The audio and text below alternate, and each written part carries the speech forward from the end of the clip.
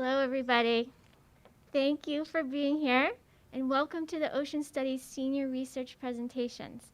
I have been very excited for this day for a while because it is the culmination of 2 semesters worth of really hard work by our students. So those of you who are unfamiliar with the Ocean Studies Senior Research Sequence, our students have been working on independent projects since the start of spring semester last year. In that semester, they decided on a project they wanted to conduct based on their own interest, and then they wrote a proposal as if it were going to be funded by a scientific funding agency, and they conducted a small-scale pilot project version of their project and wrote a report about it. And then this semester, they conducted a full-scale version and have written research papers that are pretty hefty. I've carried them around. I think I'm building some muscle. And now they're going to share their results with you. So we have quite a few people lined up, so in order to stay on schedule, I'm going to jump right in and introduce our first speaker, who is Nicole Morse, and is going to talk about sea stars.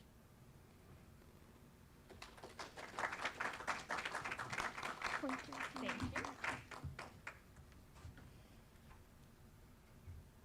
Good afternoon, everyone. Welcome to the Senior Research Presentations. Today I'm going to be talking about the impact of predator and prey presence on the sea star Asterias forbicii and their oscillatory gait.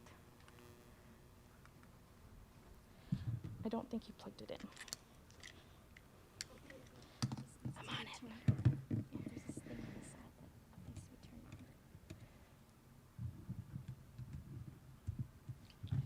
Slight technical difficulties. There we go. So a little bit of background about my research.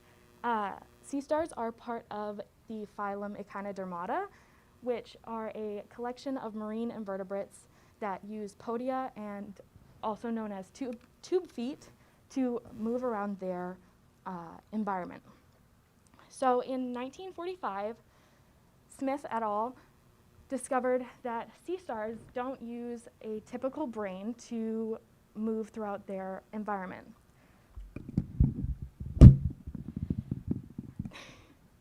And instead, they have a nerve ring in the center of their body, which has radial nerves, as shown here, that innervate all of their podia, or tube feet. Later studies by Kirkut in 1954 and 55 looked at the podial recording step phases, looking at the power and recovery strokes of the tube feet. So this is a zoom in of the anatomy of a tube foot, and here you can see the podium, which is the tubular structure that leads to the sucker on the bottom, and then here is the ampulla, which is directly connected to the radial canal or the radial nerve. And for my research, I was looking at how these tube feet coordinate to create increased gait velocities. So the first question I was looking at was, do sea stars exhibit an increased gait velocity when in the presence of the Jonah crab, which is a predator of the sea star? The next question I was looking to answer was if there was an increased gait velocity utilized in the capturing of blue mussels, their primary prey. And the last question I looked at was if there is a significant difference between these two gaits. Is one significantly faster than the other, and why is it utilized? So to start off, I collected 5 sea stars from the Maine maritime docks, which were between 10 and 13 centimeters, to be able to compare the sea stars throughout my study. I also collected 20 mussels ranging from 5 to 6 centimeters in length to both feed the sea stars during the treatments, as well as, or feed the sea stars during the study, as well as use them in the mussel treatment. A crab was also obtained from one of the other students. A Jonah crab was collected using a crab trap. So this was my experimental setup, and you can see that there is a GoPro placed underneath a wooden stand with an aquarium on top filled with filtered seawater, which was fresh every single treatment. For the control treatment, a sea star was placed in the center of the tank to allow the sea star to go in whatever direction they wanted to. This was to allow me to have a baseline velocity for each sea star. So after I've recorded all of the control treatments, I moved on to the crab treatments, which consisted of a crab in a plastic container right next to the sea star. Each treatment had a 1-minute acclimation period for each of the sea stars. And in the crab treatment, as soon as the stimuli was added to the tank, recording commenced.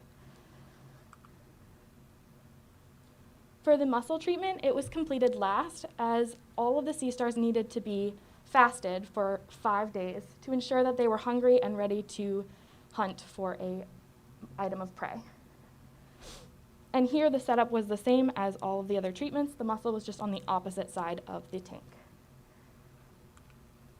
So here is the output of all of the videos that I recorded, and you don't have to worry about any of the data over here. It just gives you an idea of how much data I was working with. This was the output for every single video, which was a total of 45 videos that I did. So there was a lot of data coming from this. And you can see here, there's the track line, which was the tracked portion of the video. And in this video, it was just a control, so they started near the middle, and they went in whatever direction they wanted to. This was, again, to allow a baseline. So from this video analysis, I was able to use all of this data and run some data analysis on it. So here, I was able to run a Kruskal-Wallis Anova on each of the sea stars. So here you can see within sea star A, the fastest gate velocity was the mussel treatment. In B, you can see that the crab, was the fastest treatment. But if you look over at D, you can see the fastest was the control. So from this data, I wasn't really able to find any trends throughout the data. But I was able to answer 2 of my questions. The first one being if the presence of the Jonah crab caused an increased gate velocity, which was present in sea stars A and C. The second question being, was there an increased gate velocity used in the presence of a prey item, which can be seen in sea star B and as well as E. So this wasn't able to identify the last question, but I ran a one-way ANOVA on all of the data, and this compared all sea stars in each treatment. So from this, I was able to determine that the mussel treatment was the fastest gate velocity. And that with this, I was able to answer that last question of, is there a velocity, or is there a treatment that caused a faster gate velocity? So I'm not sure from this data that this is definitely present across all of the all the population of Forbes sea stars, but it's a good start in the data to identify that they do have a reaction to certain stimuli. So this is going to be a little video of a recent study done by Haydari et al. In 2019 of the bounce gate, which is connected to the increased gate velocity and has directly been connected to increased gate velocities.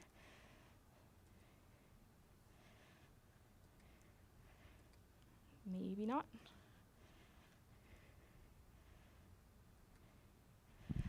So all this video was going to show was the side view of a sea star bouncing on the side. So their motion, they're flat on a table and they rise and fall. And there's just a track line in the video that shows, oh, it's showing on the computer, but I think I can explain it.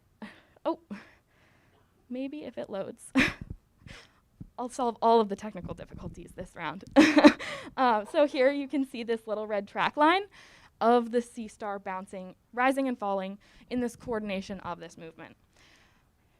So this was very helpful for me to look at and be able to definitively say that an increased gate velocity can be connected to a bounce gate. However, in my study, I wasn't able to connect that directly since I didn't do side view filming. So in future studies, that would be necessary to definitively identify a bounce gate in the presence of predator and prey items. And finally, I'd just like to acknowledge everyone who's helped me along the way, especially our lab manager, Pam Grindle. She's always there to help us whenever we need. All of my professors, IT helped me a ton. They got me a computer that was able to analyze all of my videos. That was a huge hurdle for me. As well as campus safety for always opening the labs on the weekends, and my lab partners, and my technical support from home on the weekends when IT wasn't open. And now I'll take questions.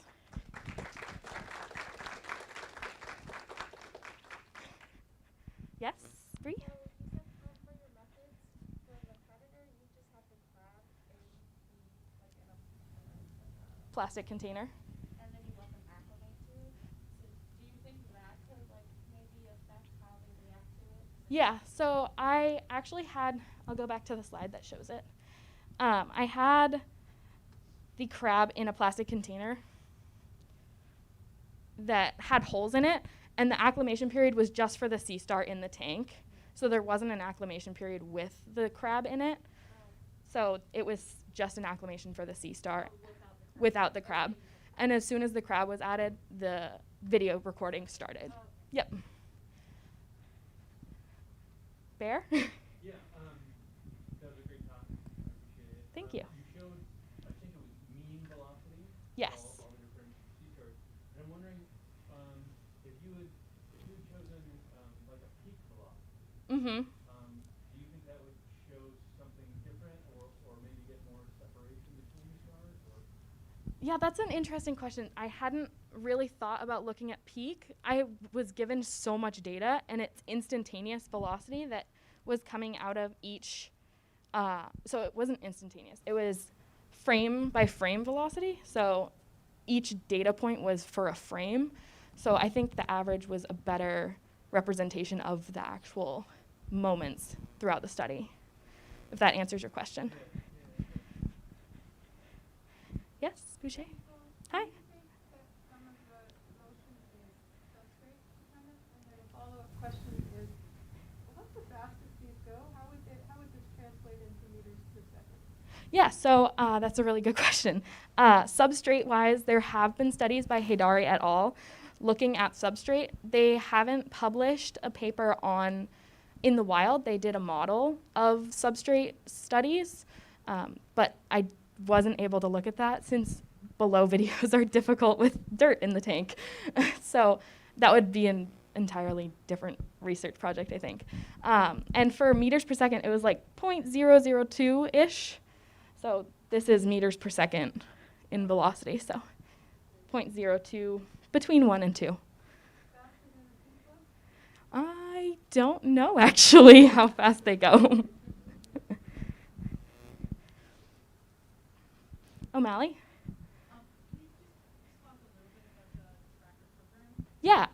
Yeah, so Tracker is an open source program that allows you to track the instantaneous frame-by-frame velocity of each sea star, which, again, gives you all of these data points. And I was given thousands and thousands of data points to deal with from the output of Tracker, and it can be a bit temperamental to use, but it was all that I needed for this study. Bree?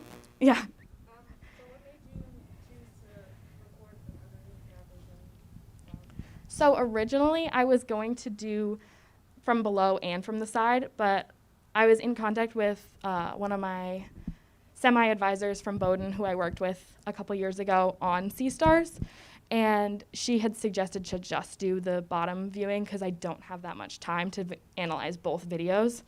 So it gave me more sea stars to look at, but I wasn't able to directly link it to the bounce gate just in this study. So, but maybe someone will pick up this research next year.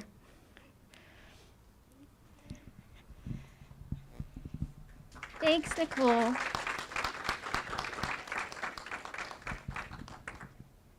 Our next speaker is Jillian Holden.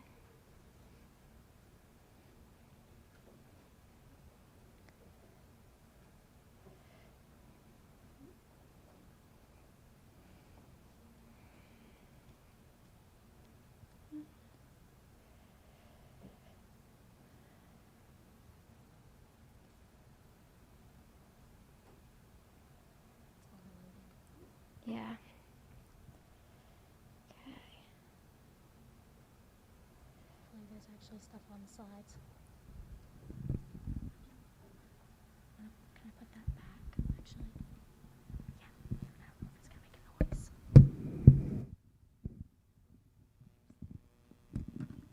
Okay. Will it still work on here? Yes, you can move forward here. Okay, point this way. Hello, everyone. First, I would like to thank everyone for taking time out of their day to be here. So the title of my project is Quantitative Analysis of 17-alpha ethynyl estradiol in wastewater influent and effluent in Bangor, Maine. Ethynyl estradiol is a synthetic hormone that's commonly found in oral contraceptive pills, and it can interfere with the endocrine system of organisms because it mimics naturally produced estrogens such as estrone, estradiol, and estriol. And environmentally relevant concentrations are said to be between 1 and 10 nanograms per liter, and several studies have used concentrations within that range to observe the effects on exposed organisms. So according to Aris et al. In 2014, they found that EE2 can feminize male fish by reducing the size of their testicles and also decreasing their sperm count. And another study by Schwint et al. In 2014 found that minnows exposed to 3.2 nanograms per liter during early life, which is the time between spawning and gonadal differentiation, produced nearly no eggs and had 0 larvae. So EE2 becomes a concern for aquatic species because there's the risk of the hormone making its way into rivers and natural bodies of water through wastewater effluent.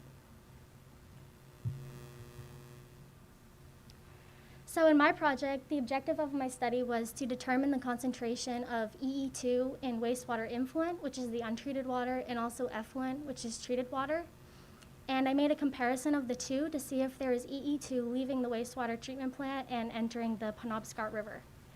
And I was aiming to answer 2 questions. The first being, is the concentration of EE2 present at concerning concentrations, that is, above the predicted no effect concentration of 0.1 nanograms per liter, which is stated by the US EPA?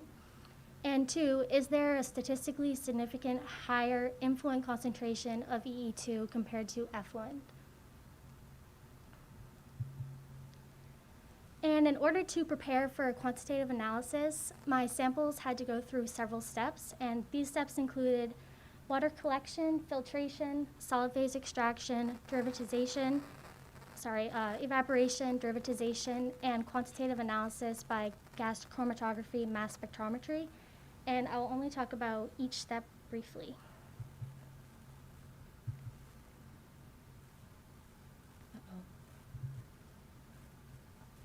So first, to collect my water samples, I used a grab sample method where I just took a 2-liter mason jar and dipped it in the water to fill it. And I then had to filter my water because there was solid particles in it. But in order to go through the next step, which was solid phase extraction, there could not even be particulate matter. But before filtration, I had to add my internal standard, which was deuterated ethynyl estradiol, which is seen in this photo. And this is my compound ethynyl estradiol. And I had to add the internal standard before the methods process begins because in each step of the methods process, there's the possibility of loss of my analyte, which is EE2. So I added the internal standard in a known concentration, and using the internal standard, I am able to account for the loss of my actual compound, because since they are extremely similar in molecular structure, I can make the assumption that they will experience similar loss.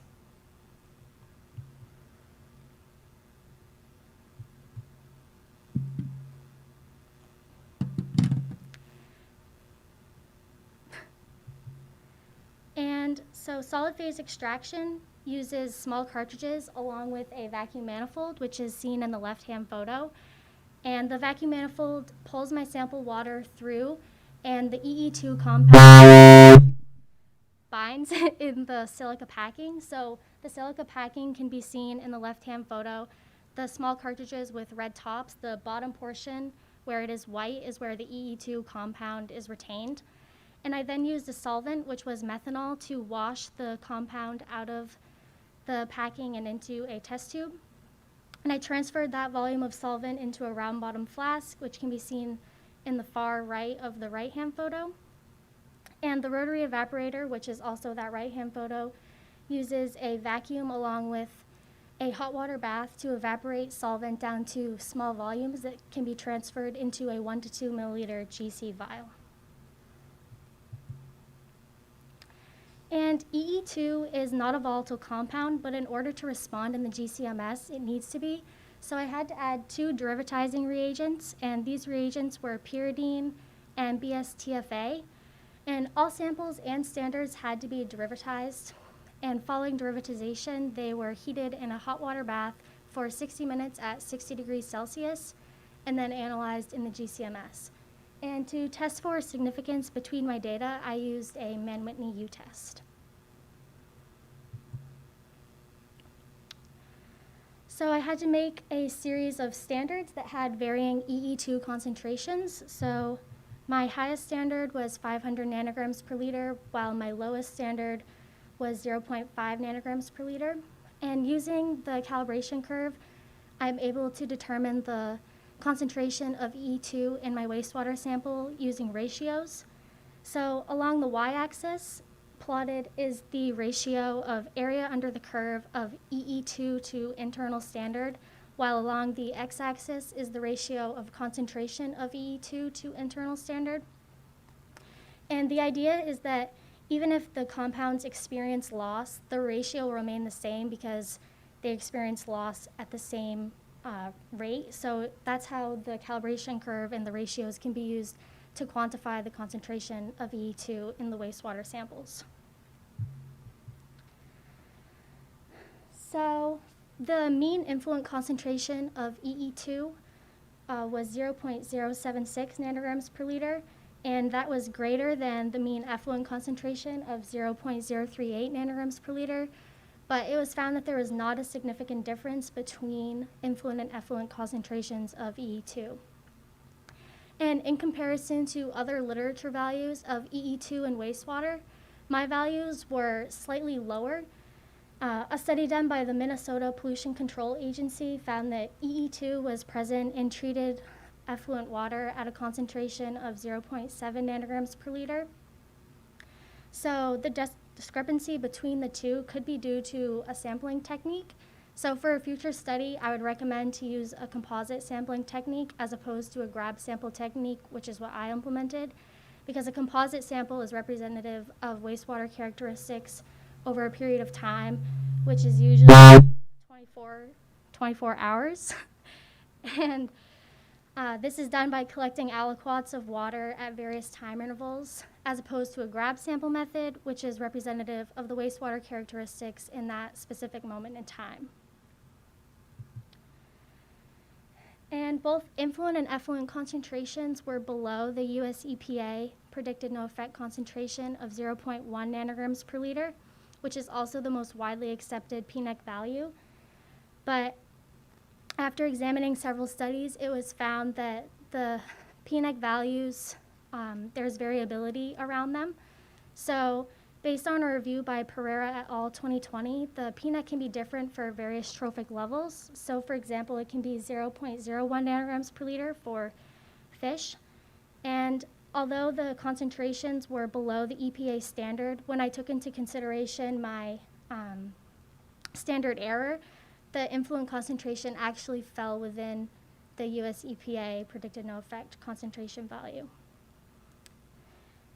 And additionally, there should still be attention brought to lower trophic levels being negatively affected. But the final assumption can be made that wastewater entering the Penobscot River is not creating a toxic hazard to the aquatic wildlife. And one more thing about wastewater treatment plants is they have an efficiency. Their wastewater treatment process can be quantified for efficiency using a percent removal. So the mean percent removal for my study was 49.7%. And even at low concentrations, that's considered a low percent removal. But it's also not uncommon for EE2 to have a low percent removal. A study done by Baranti et al. In 2000 found that wastewater, the EE2 was removed from wastewater about 15%. And the low percent removal could also be attributed to the biodegradation technique that the Bangor wastewater treatment plant implements, which is the trickling filter. So this is a photo of the water comes out of a sprinkler and goes through a series of grates where there are estrogenic compounds and there are aerobic microorganisms reducing the estrogenic activity. But it has been found that the trickling filter is less effective at removing estrogenic activity than activated sludge. And the Bangor wastewater treatment plant does not have an activated sludge treatment process. And finally, I would like to thank my professors and peers for their insight and knowledge that helped bring my work to a higher level throughout the semester. And thank you. I will now take any questions.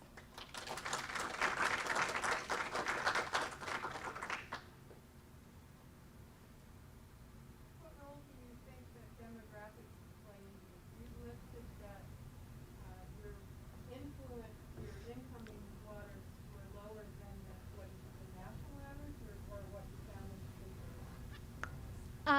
Lower than a standard set by the US EPA. For the toxic effects, but when, didn't you compare, I thought you said that Yeah. EE2 was lower than some. Yes, I did say it was lower than a study done in Minnesota, just at a wastewater treatment plant of similar size.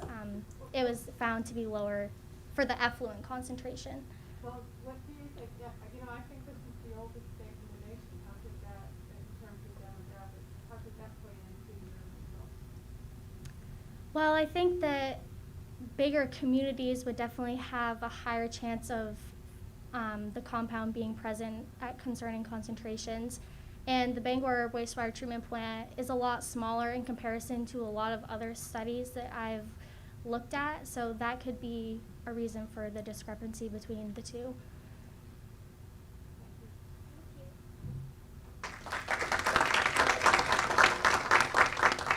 Thanks, Jillian. We're on a kind of a strict time schedule here, so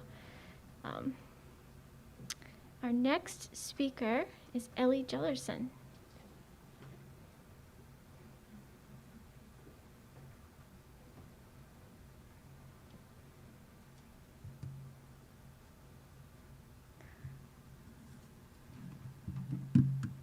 If you want to use it. Okay. Should I hit your keys or this? Does it go between sides? I'm not sure if that works, so I'll use the keys for that.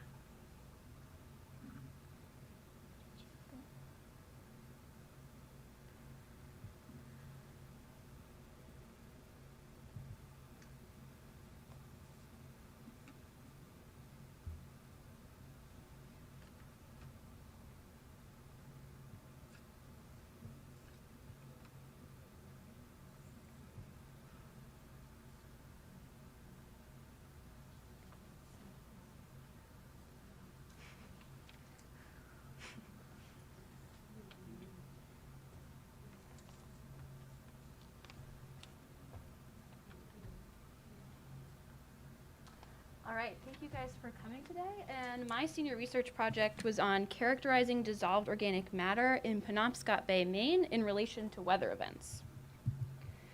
So dissolved organic matter is a fundamental part of marine ecosystems and one of the largest reservoirs for carbon on Earth.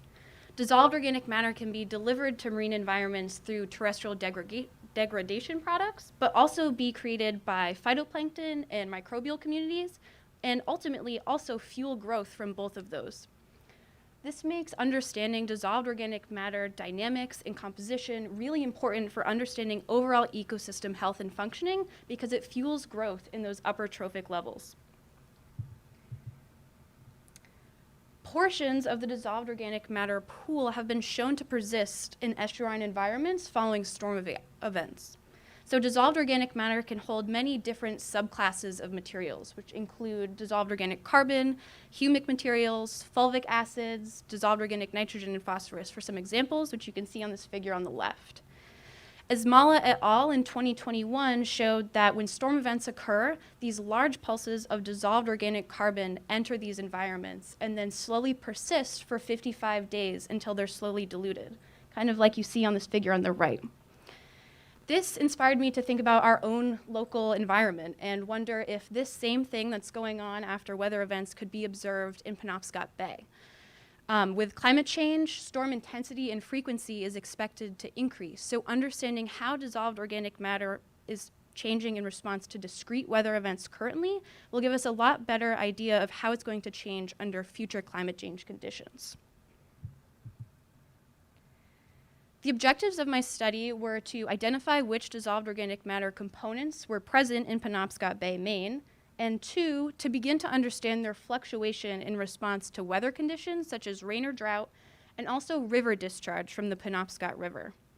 This image on the left is of my whole study location. I had a 3-station salinity transect, which I collected water samples from, and then the top point is where I collected river discharge rates from the Penobscot River, and I also collected current speed from a NOAA buoy in Penobscot Bay, and I collected precipitation data from Penobscot County, Maine, allowing me to have a really comprehensive view of the hydrologic parameters that could be affecting my dissolved organic matter.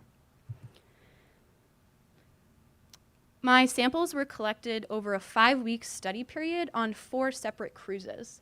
And so on each of these cruises, I collected surface water samples with a 5-gallon bucket, and once I had that water on board, I filtered my samples through a sub-micron filter and stored them in amber glass jars, which you can see on the figure on the far right. They're wrapped in tinfoil to prevent photooxidation and photodegradation because I had to analyze all of my samples at once at the Darling Marine Center because I needed to use an instrument that they had. And that instrument is called a spectrofluorometer. So a spectrofluorometer is used to generate excitation and emission matrices, or EAMs, which is what's on the right here. An excitation and emission matrix is a measure of a wavelength of light that's passed through your water sample. So that excitation wavelength is the different wavelengths of light that are passed through your sample. And the instrument also measures the emission wavelength of the light that your sample emits. Then the z-axis, which is that color bar, indicates the overall fluorescence of that water sample at that specific excitation and emission pairing, with higher fluorescence values indicated by warmer colors. Once we have all those EAMs for each of those samples, and I was working with 36 samples, they can be analyzed with parallel factor analysis, or ParaFac. And ParaFac is a statistical software and computer modeling execution through MATLAB, which I performed. And it assumes that this overall fluorescence is the sum of the fluorescence from specific dissolved organic matter components. So when I performed ParaFac, my model said that there were 3 unique dissolved organic matter components present in Penobscot Bay. And these are their fluorophore fingerprints, or the specific way each of those dissolved organic matter components fluoresce. If we look at where the fluorescence is the highest, or the peak fluorescence value, we can see that we can use that information to plot it in a subclass of dissolved organic matter. So for the first one, it had a peak excitation at 225, 595 nanometers. The second was at 230, 440 nanometers. And the third was at 225, 295 nanometers. It can then be plotted on this figure to place it within a subclass of dissolved organic matter. So the first component was identified as a fulvic acid-like component. The second was also identified as a fulvic acid-like component, but because it had that unique fluorescence peak, we can say that they're discrete or different dissolved organic matter components. Lastly, component 3 was identified as an aromatic protein. Once we had these identities, I could go back and look at the information stored in the EAMs to look at how the abundance and distribution of these different components changed over my study period. Component 1 was the one that was identified as a general fulvic acid, and it was determined not to change significantly over any of my stations or cruises when I performed a 2-way ANOVA. So this figure on the bottom, we have sample component abundance grouped by cruise dates, with the different colors indicating different stations. So station 1 was closest to the mouth of the Penobscot River, and then station 2 and station 3 were farther away. The y-axis is fluorescence, so that indicates the relative abundance of each of these components. So since none of the changes were cruises, we can conclude that this component is relatively stable in Penobscot. in response to precipitation and river discharge rates, which suggests that there's some sort of regulatory process going on. Component 2 was identified as a terrestrially sourced fulvic acid when I compared that peak fluorescence value to literature values found from Murphy et al. 2008 and Tedeschi et al. 2016. And it was also found in the highest concentrations following a precipitation event. The figures on the right show precipitation on top and river discharge on bottom, with the red lines indicating cruise dates. And we can see that there's a major precipitation event observed between cruises 3 and 4. This precipitation event caused a subsequent increase in river discharge rates. When we then look at the relative abundance of this component, all of their differences were considered to be statistically significant. And we can see that the highest concentration of this component was observed after the precipitation event during cruise 4. So this supports the idea that it's terrestrially sourced. You can also see that the highest abundance is at station 1, which is closest to the mouth of the Penobscot River, and then it slowly decreases through those stations along the salinity gradient. This means that I can distinctly say that component 2 is increasing in response to precipitation events in Penobscot Bay. Component 3 was the last component identified, and it was identified as an aromatic protein, and that peak fluorescence value suggested that it was a tryptophan-like component identified by Tedeschi et al. 2016 and White and Rosler 2014, but it was found to only change significantly between cruises 2 and 3. Cruise 2 had significantly higher concentrations than cruise 3. Tryptophan is also a compound that's typically sourced from micro and macroalgae, which suggests that there's some sort of biological regulation going on. And since my data didn't have any information on microbial rates, photosynthetic rates, or chlorophyll content, it's hard to tie that to any of the parameters I have. So further investigation is needed to understand what's controlling the distribution and abundance of this component. Ultimately, I can say that my study showed that portions of the dissolved organic matter pool in Penobscot Bay, Maine are changing in response to weather events. Specifically, component 2 is increasing in response to precipitation events. However, more investigation is really needed to understand what other environmental factors are affecting the dissolved organic matter pool here. This figure is of a principal component analysis I performed, or a PCA, and while it's really complex, that's ultimately all I really want you to take away from it, is that these environmental factors and component abundances are all interconnected and related to one another. So it's hard to tease apart the exact relationships of what's driving the distribution and abundance of all of these. However, more studies should be done and should look at chlorophyll content, microbial remineralization rates, or direct measurements of fulvic acids to understand the actual increase observed in fulvic acids following precipitation events. I would like to acknowledge everyone who has helped me along this project and supported me along the way. It's been a really great process to explore, research, and get experience with, but I would be happy to take any questions anyone has.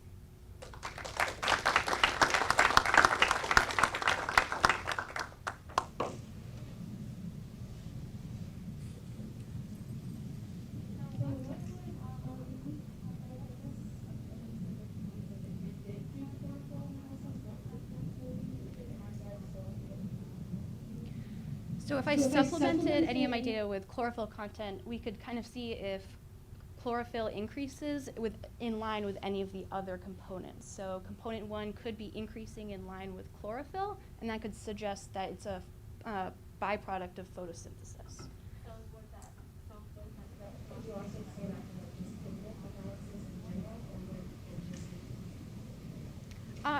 You could use pigment analysis as a proxy measurement to supplement it with 2, yeah.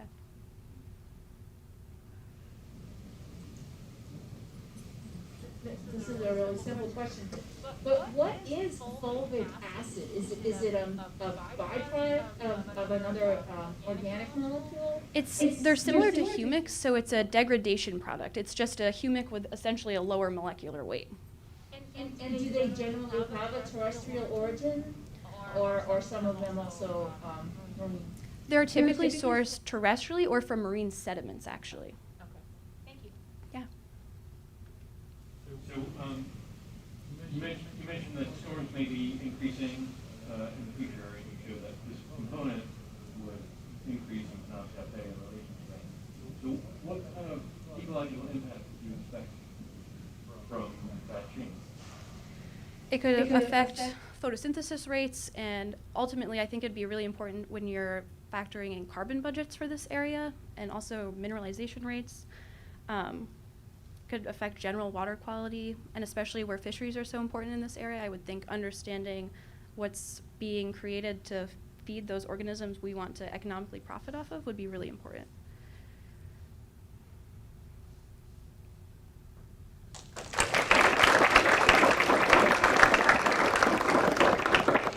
Thanks, Ellie. Our next speaker is Tristan Walker.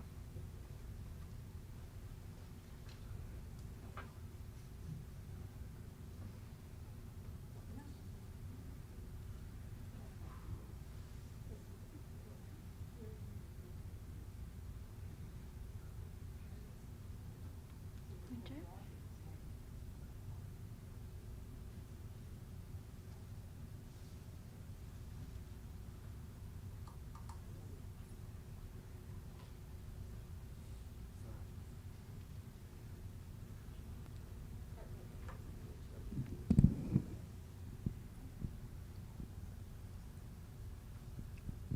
Good afternoon.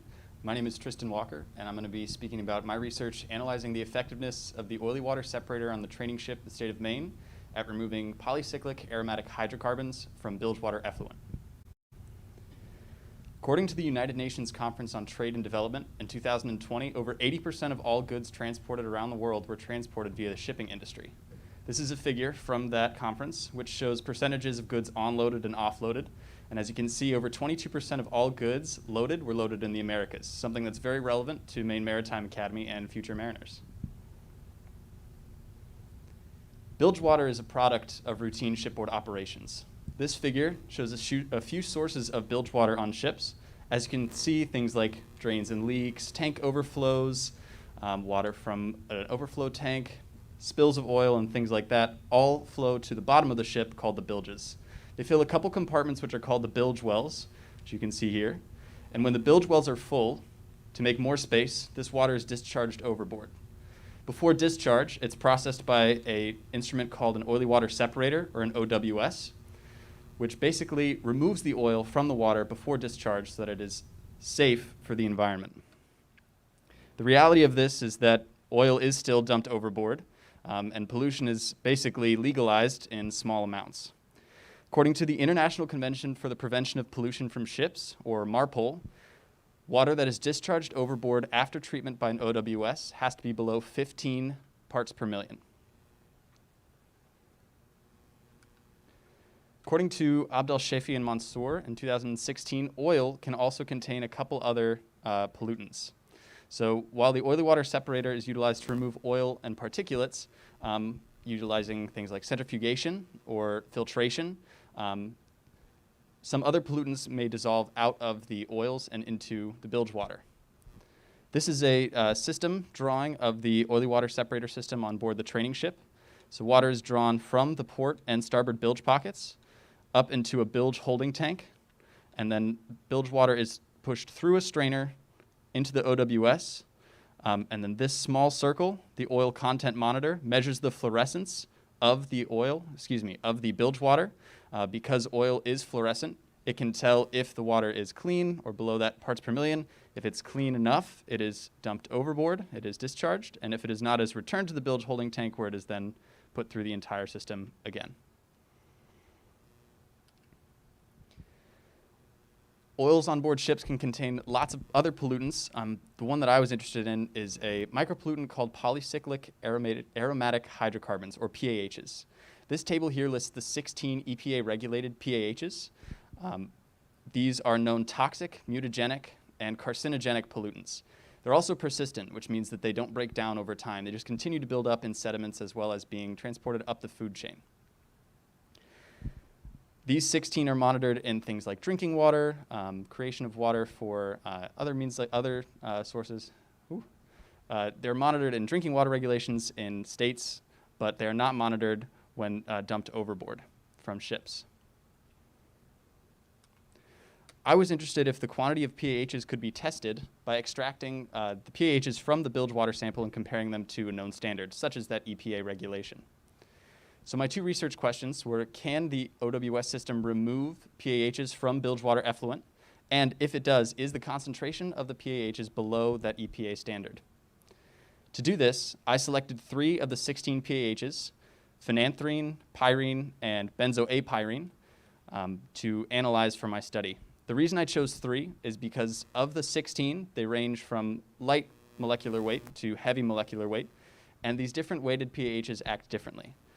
Lighter weight PAHs, such as phenanthrene, are a little bit more volatile, which means that they may remove themselves from concentration, remove themselves from the solution, basically aerosolize and escape into the air. Heavier PAHs, such as benzoapyrene, adhere to particulates. According to D'Souza and Correa in 2016, PAHs can adhere to particles as small as 56 nanometers in size, which makes it very hard to remove with filtration or even with centrifugation and that charged plate. These middle molecular weights tend to stay in solution a little bit longer, and so between the 3, I could get a good idea of how all 16 PAHs act. Light molecular weights should act similarly to phenanthrene, medium to pyrene, and heavy to benzoapyrene. To do this, I had the training ship engineering staff collected water samples for me during their summer cruises. They collected 500 milliliter water samples after the water was treated. This figure just shows where the collection site was on the OWS, and they were then wrapped in tinfoil and placed in a refrigerator until they returned to Castine. Samples were then spiked with a known internal standard of deuterated PAHs. This known standard was used to compare what I knew was in these water samples to the concentrations of the PAHs I was analyzing. This means that while the sampling process was happening, while the sample processing was occurring while I was concentrating these samples down, I was able to see how much of my PAHs, how much of my analytes were lost by comparing them to phenanthrene and perylene 2, which were the 2 deuterated PAHs that acted similarly to the 3 I was looking for. The first step was to filter particulates out of my water samples. Particulates in my samples would have made it very difficult to filter through the solid phase extraction cartridges. As you can see, even though this water was treated by the OWS, it still contained a lot of particulates and things that would have basically clogged up my cartridges. And it is worth noting that heavyweight molecular PAHs, such as benzoapyrene, do tend to stick to particulates. So this is a opportunity for loss of the analytes. However, this isn't still intentional because if the PAHs are adhering to the particulates, that means they're not dissolved into the water and therefore not part of that dissolved concentration. Then PAHs were extracted from the water samples using solid phase extraction. These cartridges here are solid phase extraction cartridges. This white packing at the bottom contains carbon-18 and silica, and the PAHs adhere to that packing. And then once the entire water sample is run through, the PAHs are eluted using a mix of methanol and a couple other chemicals, collected in a small test tube, and then concentrated to a smaller volume for processing by the GCMS. Before I explain what the GCMS is, these test tubes were dried, which basically means any water was removed from those water samples, from the eluent, any leftover water that may have stuck into the SPE cartridge was removed because the GCMS doesn't like it when you put water in it. So these samples have been dried and they were concentrated to a volume of 0.5 milliliter. Then they were placed into the GCMS. The GCMS is an instrument that is used to basically identify individual molecules based on weight. GCMS stands for gas chromatography mass spectrometry, and this instrument is very precise and able to basically analyze the concentration of the 3 PAHs in all of my Bilgewater samples. To do this, I created a standard curve of 7 different concentrations, and these concentrations are able to be compared to the amount of PAHs that were in my eluent that was placed through the GCMS. So this curve was created using a concentration of 1 nanogram per milliliter down to 0.05 nanograms per milliliter, and then using this standard curve, created a line of best fit to then measure my concentrations in comparison. The average concentrations of all my analytes were below the EPA drinking water standard, which is good news. There was a significant difference between phenanthrene, pyrene, and benzoate pyrene, as you can see.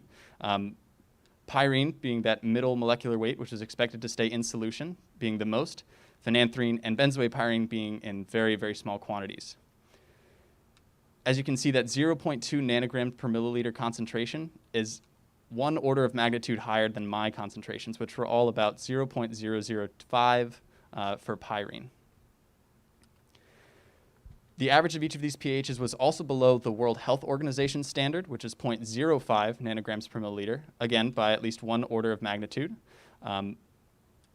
This is also good news. However, since there were only pyrene found, it does beg the question if some future study is necessary. While this project was successful at determining that bilgewater effluent was below regulatory levels, a larger sample size would have been necessary to determine whether or not pHs were actually removed. For instance, only 3 samples during my cruise. The shipboard operations may not have dumped as many pHs inside, maybe fuel oil or fuel and oil spills from other tanks. Maybe that didn't happen as often during my cruise, but during other cruises or other shipboard operations, pHs could have been much higher. For example, one of the past studies that happened a couple years ago did contain a higher concentration of PAHs in disagreement with my study. So really a longer period with more samples is definitely necessary to determine whether or not pHs are actually discharged in safe concentrations or in dangerous concentrations.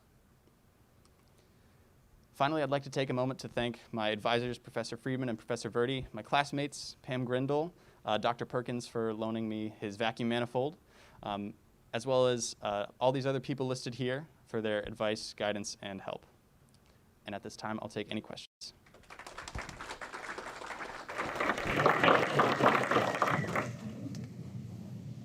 Do you know if the oily water separator then was operating within its specs? And certainly there must, this is a new unit, and did you have the specs on it?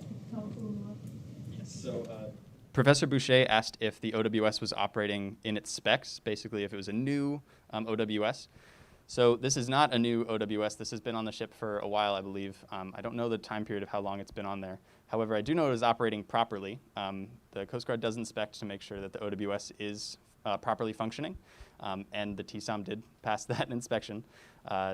So while it was removing oil from the water, this is something that it's not built to do. It's not built to remove these secondary pollutants from the water stream. Good question. Yeah. What happens to what's filtered out? So if that's where the benzene is collecting, like where does that go? Gotcha. Professor O'Malley asked what happens to what is filtered out of the oily water. Yeah, I can go back to that system drawing really quick. So there's a second tank that gets pulled off. This blue tank here collects all of the oils, particulates, and things like that. This is something that, sorry, that's the freshwater supply. There is a second tank. Sorry, it's not on this drawing. This second tank basically collects all of that, and that's disposed of once they return to port instead of just dumping all of it overboard. Good question.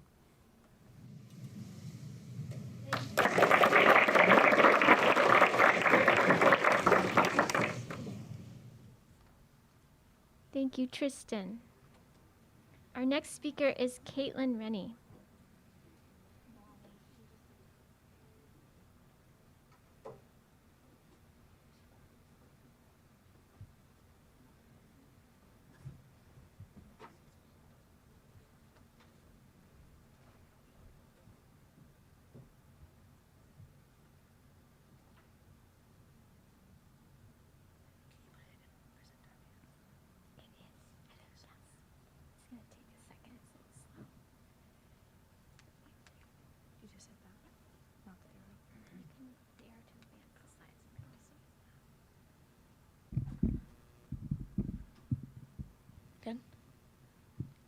Hi everyone, I'm Caitlin, and my senior research was on the effects of epizootic shell disease on the habitat choices of the American lobster. Epizootic shell disease is a complex disease that has been associated with rising ocean temperatures. It is suspected to be caused by the bacteria Aquamarina.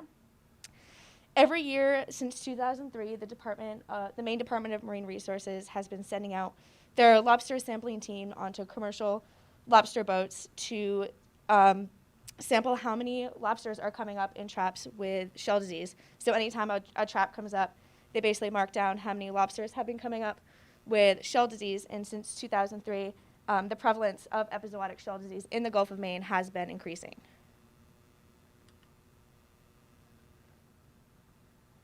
So a few studies were done in the early 2000s with the Caribbean spiny lobster and the Norway lobster, and when they were infected with different viruses, they noticed differences in their behaviors with their foraging and with their swimming. So knowing this, I wanted to see how epizootic shell disease impacted the American lobster. So my questions were, do healthy and diseased lobsters exhibit different behaviors that are associated with finding a habitat? Is the final habitat choice of healthy and diseased lobsters different? And if so, what are the preferred habitats of healthy and diseased lobsters? So in order to do this, I first had to come up with the behaviors that I wanted to look at. And this was done last semester during our 3-week pilot project. I compiled them into an ethogram. So they include some active behaviors, which include locomotion in a habitat, locomotion more than a body length away from a habitat, excavation, which includes digging or moving of a habitat, and large and tenual use. And then 2 behaviors that involve little to no movement, so being stationary in or on a habitat, or stationary more than a body length away from a habitat.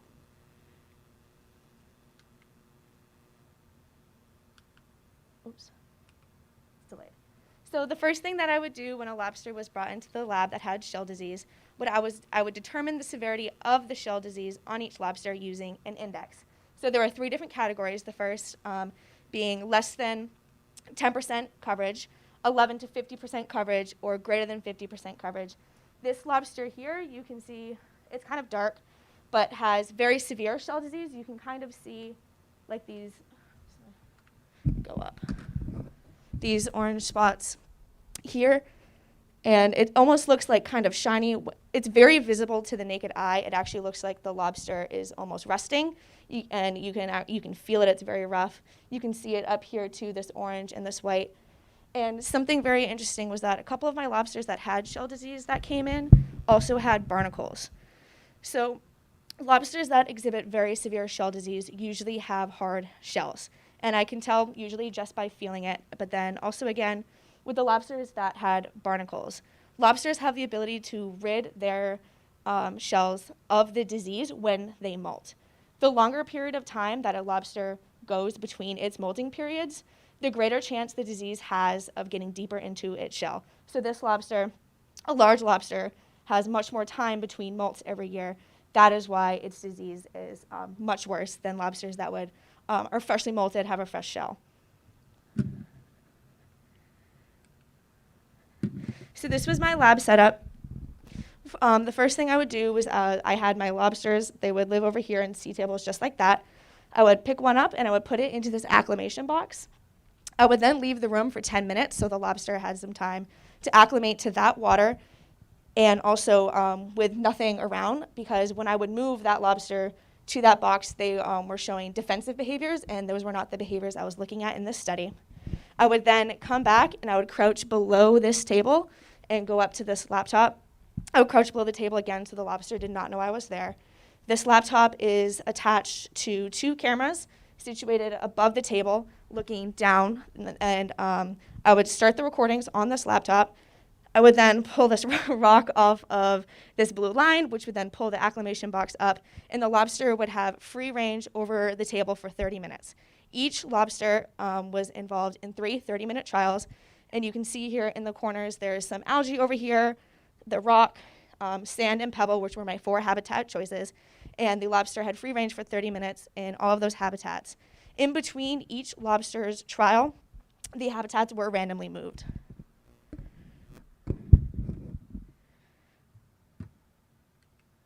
So for my results, I did not find any significant differences in the behaviors involving locomotion. So what I did was I took the average percent time that each lobster spent on each behavior during all their trials, and I used a Mann-Whitney U test to compare all those behaviors.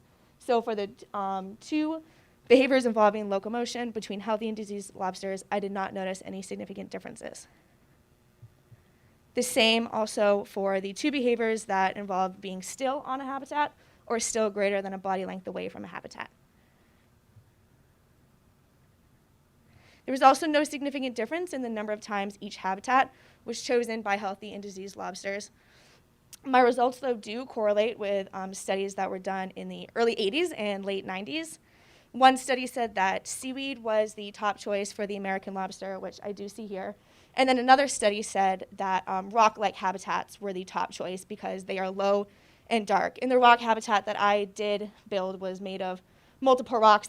I stacked them up on the side and over the top. And my final result was that there was no significant difference in the average amount of time that it took healthy and diseased lobsters to choose their final habitat. This was also done with average percent time, all my lobsters and all their trials. So even though these do not support my hypotheses, this is actually a very good thing for lobsters. Diseased lobsters are not exhibiting any different behaviors than the healthy lobsters because of this disease. And especially for Maine's lobster population, that is a very good thing. If I could suggest anything for future studies, it would definitely be a larger sample size, especially since this is a behavioral study. My sample sizes was 9 healthy lobsters, 9 diseased lobsters. That's a total of 18 lobsters, which is actually a very small sample size. I would also suggest that it is done possibly in the field. So these lobsters came from Stonington, Maine, and also some from Portland, Maine. They could have come in with biases towards habitats that I am not even sure of. They could come from areas with lots of seaweed, maybe no seaweed at all, lots of rock, lots of sand. And so doing something like this out in the field would definitely warrant probably more results. But what my study showed was that lobsters with epizootic shell disease did not exhibit any different behaviors than healthy lobsters when it came to finding a suitable habitat for them. I would like to thank Professor Cleveland, my advisor, all of my OS 401 professors over the past year, our lab manager, Pam Grindle, for keeping the lab space so awesome. I used a ton of the space. It was super helpful.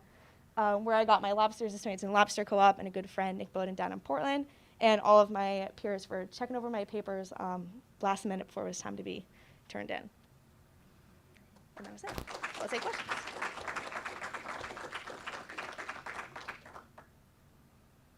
I'll take questions.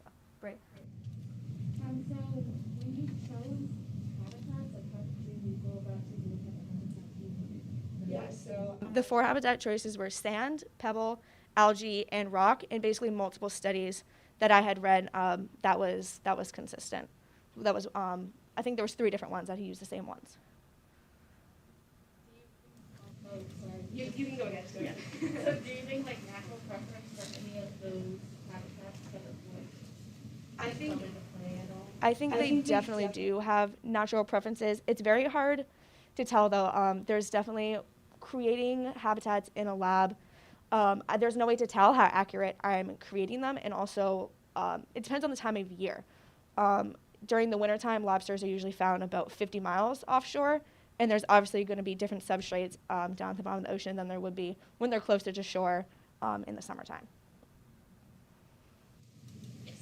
You mentioned that you looked at the severity of the disease on each of your diseased lobsters. Yes. Did you create your own scale, or did you compare it to another scale? Or I had an idea of what I want to do, and as I was reading papers, they had also used the same one with the 3 categories. And did you see any effect of the severity on your numbers? That was something I did want to look at. I ended up with about 150 recordings that were 30 minutes long that I had to watch over, and that gave me a lot of data. If I could do this again in the future, I would 100% tie in the severity to the different behaviors and see if there was any difference between lobsters with very severe shell disease versus not severe. If I had more time.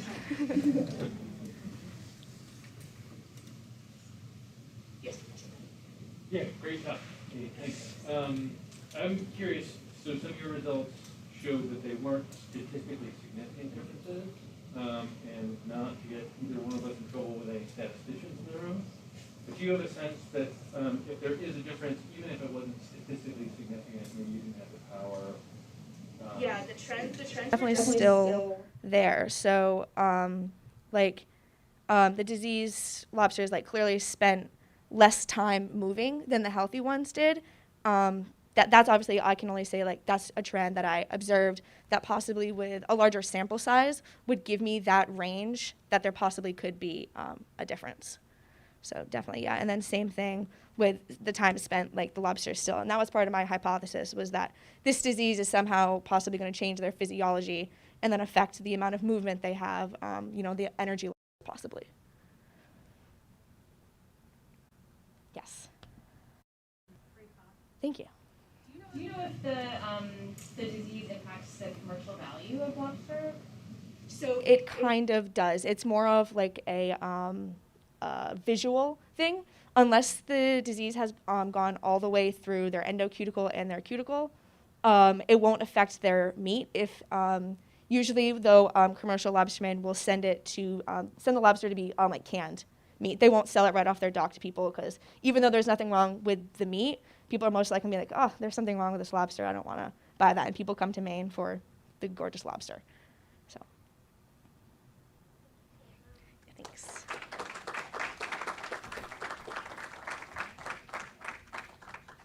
Thanks, Caitlin. Our next speaker is Mika Petrie.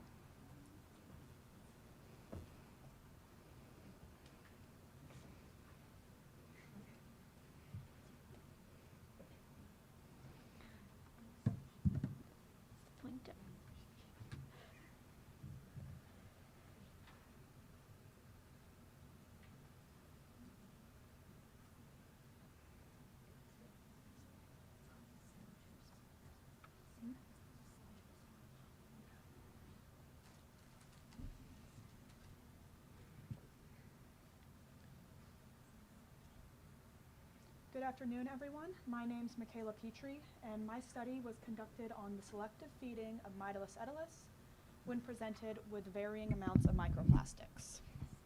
Oops. So the purpose of the study was to examine how the selective feeding of blue mussels was impacted by different microplastic concentrations, and to see if increasing the amount of microplastics resulted in there being more counted in the pseudofeces than were counted in the feces. To do this, I compared the microplastics from the pseudofeces to the microplastics in the feces based on the concentration of microplastics the mussels were exposed to. Okay, thank you. Oh, go back. Blue mussels were used for this study because these bivalves have been shown to process large quantities of water and consume microplastics under both ambient environmental conditions and in a laboratory setting. Due to the large amount of microplastic waste finding its way into the ocean, these plastics become available for consumption by marine organisms as they descend down into the water column. The consumption of microplastics can become a problem and a hazard to these marine organisms due to the buildup of plastic waste and the fact that microplastics can carry different toxins. This can also be a problem for us because not only do we harvest microplastics, not only do we harvest bivalves and other marine organisms from the wild, but we also farm them to eat.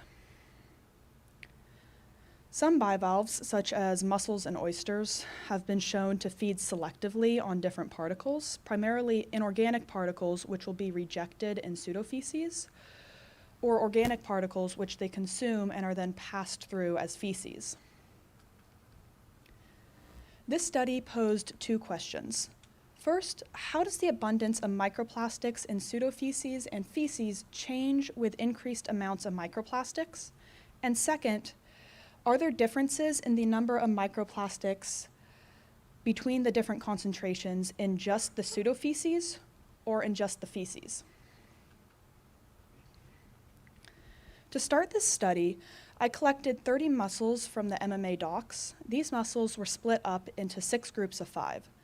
The first 5 groups of mussels were used for the microplastic exposure treatments, the largest of which used 0.05 grams of microplastics, and the smallest exposure treatment used 0.003 grams of microplastics per mussel. The 6th group of mussels was used for a control treatment in which the mussels were exposed to only Shellfish Diet 1800, which is a mixed microalgae shellfish food from reed mariculture. The Shellfish Diet 1800 was also used to feed the mussels throughout the microplastic exposure treatments and afterwards. After the mussels were exposed to the microplastics for 2 hours, the mussels were removed from their beakers, and the pseudofeces was collected. The mussels were then placed in fresh beakers where they were maintained for 24 hours before the feces was then collected.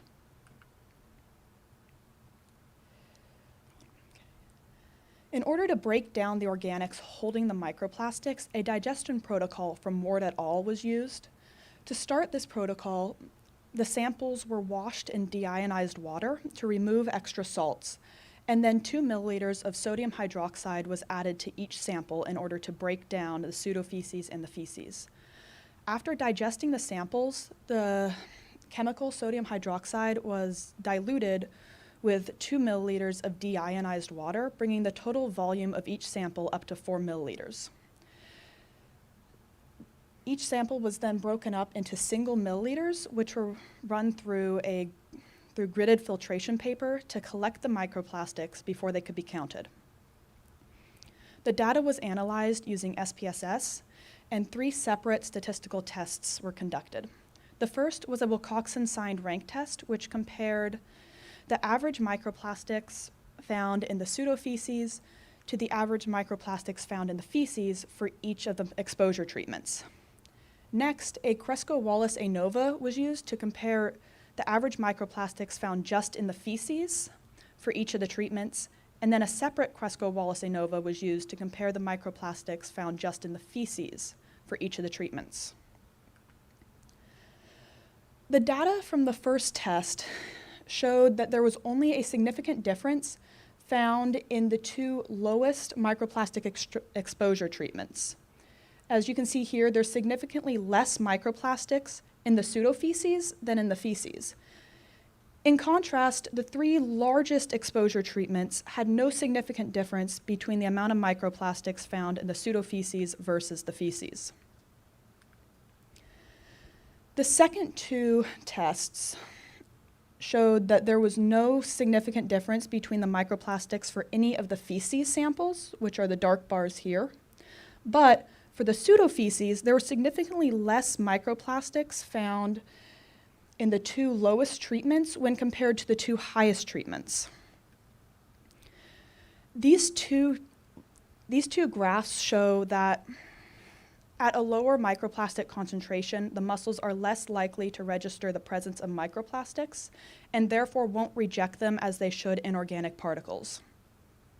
But at a higher microplastic concentration, the lack of significant difference between the microplastics and the pseudofeces indicates that there's a maximum amount of microplastics that could have been rejected within the 2-hour time frame.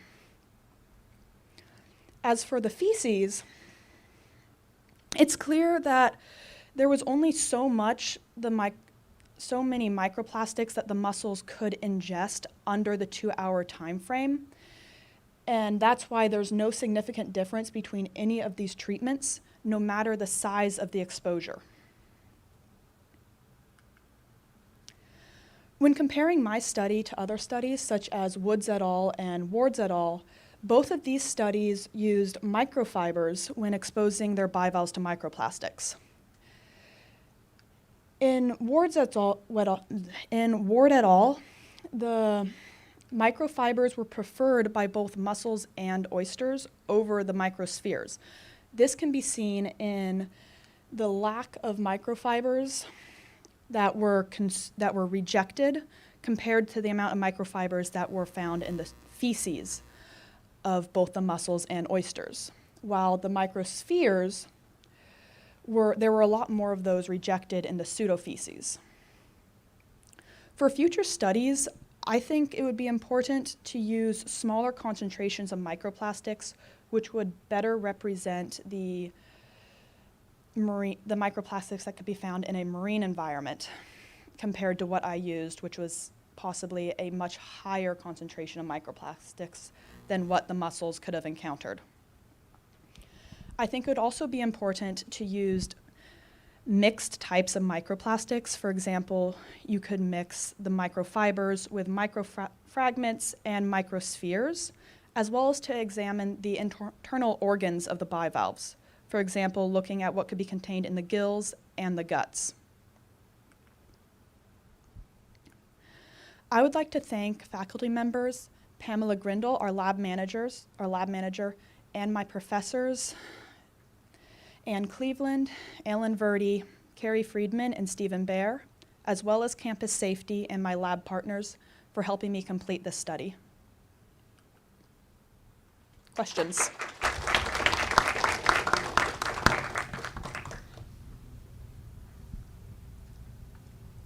Bree? So you had said that if someone were to do this, we should use smaller plastics, and that's because of, like you know what affects microplastic distribution in, like, you know, the ocean, or just Okay. in, what is that zone called? Intertidal. Intertidal? Well, I think there's a higher amount of microplastics probably found in intertidal because that's where we get all the freshwater runoff from streets, storms, and with gills from the treatment plants as well. So I know that the amount of microplastics I used in my treatment it's a lot smaller than the average amount of microplastics found along U.S. waters, because in a different study there wasn't even a single microplastic. It said that there was like 0.6 microplastics per liter of water, while I had enough microplastics in some of my beakers that I could see them floating around.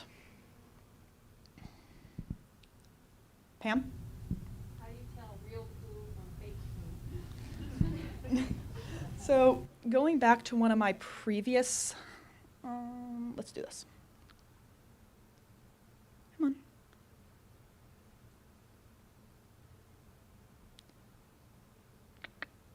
Okay, there we go. So this up here is pseudofeces. It's a lot stringier than the feces. And down here are feces. Now both of these two pictures are, the pseudofeces and the feces had been contained. These weren't fresh samples right here, but pseudofeces, it's much stringier, more of a gel, while feces they're pellets. It looks like pellets.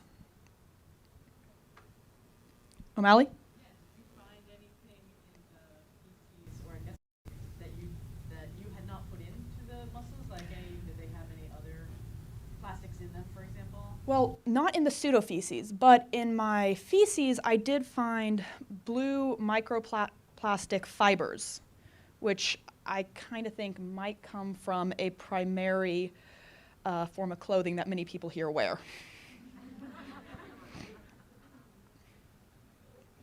Yes? Great talk. So you were looking at kind of the amount of microplastics actually passing through the muscles?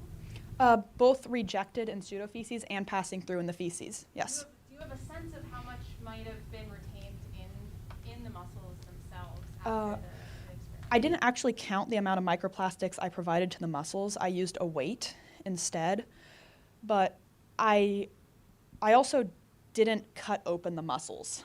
So I think that would be a good study to further expand on for maybe next year's students. Do you expect that what you saw was pretty much everything that? No, I think there's probably microplastics held in the mussels as well, because during the 24 hours at which before collecting the feces, I think it's very possible that the mussels could have re-ingested some of the microplastics.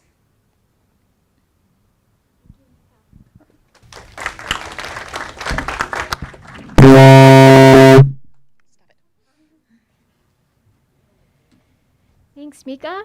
Our next speaker is Lauren Plissy.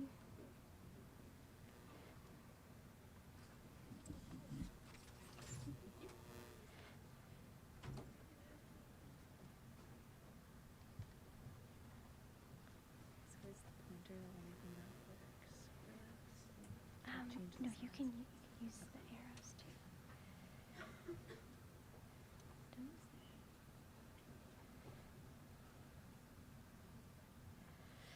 You can also use the. It's a little slow to respond, but it will eventually.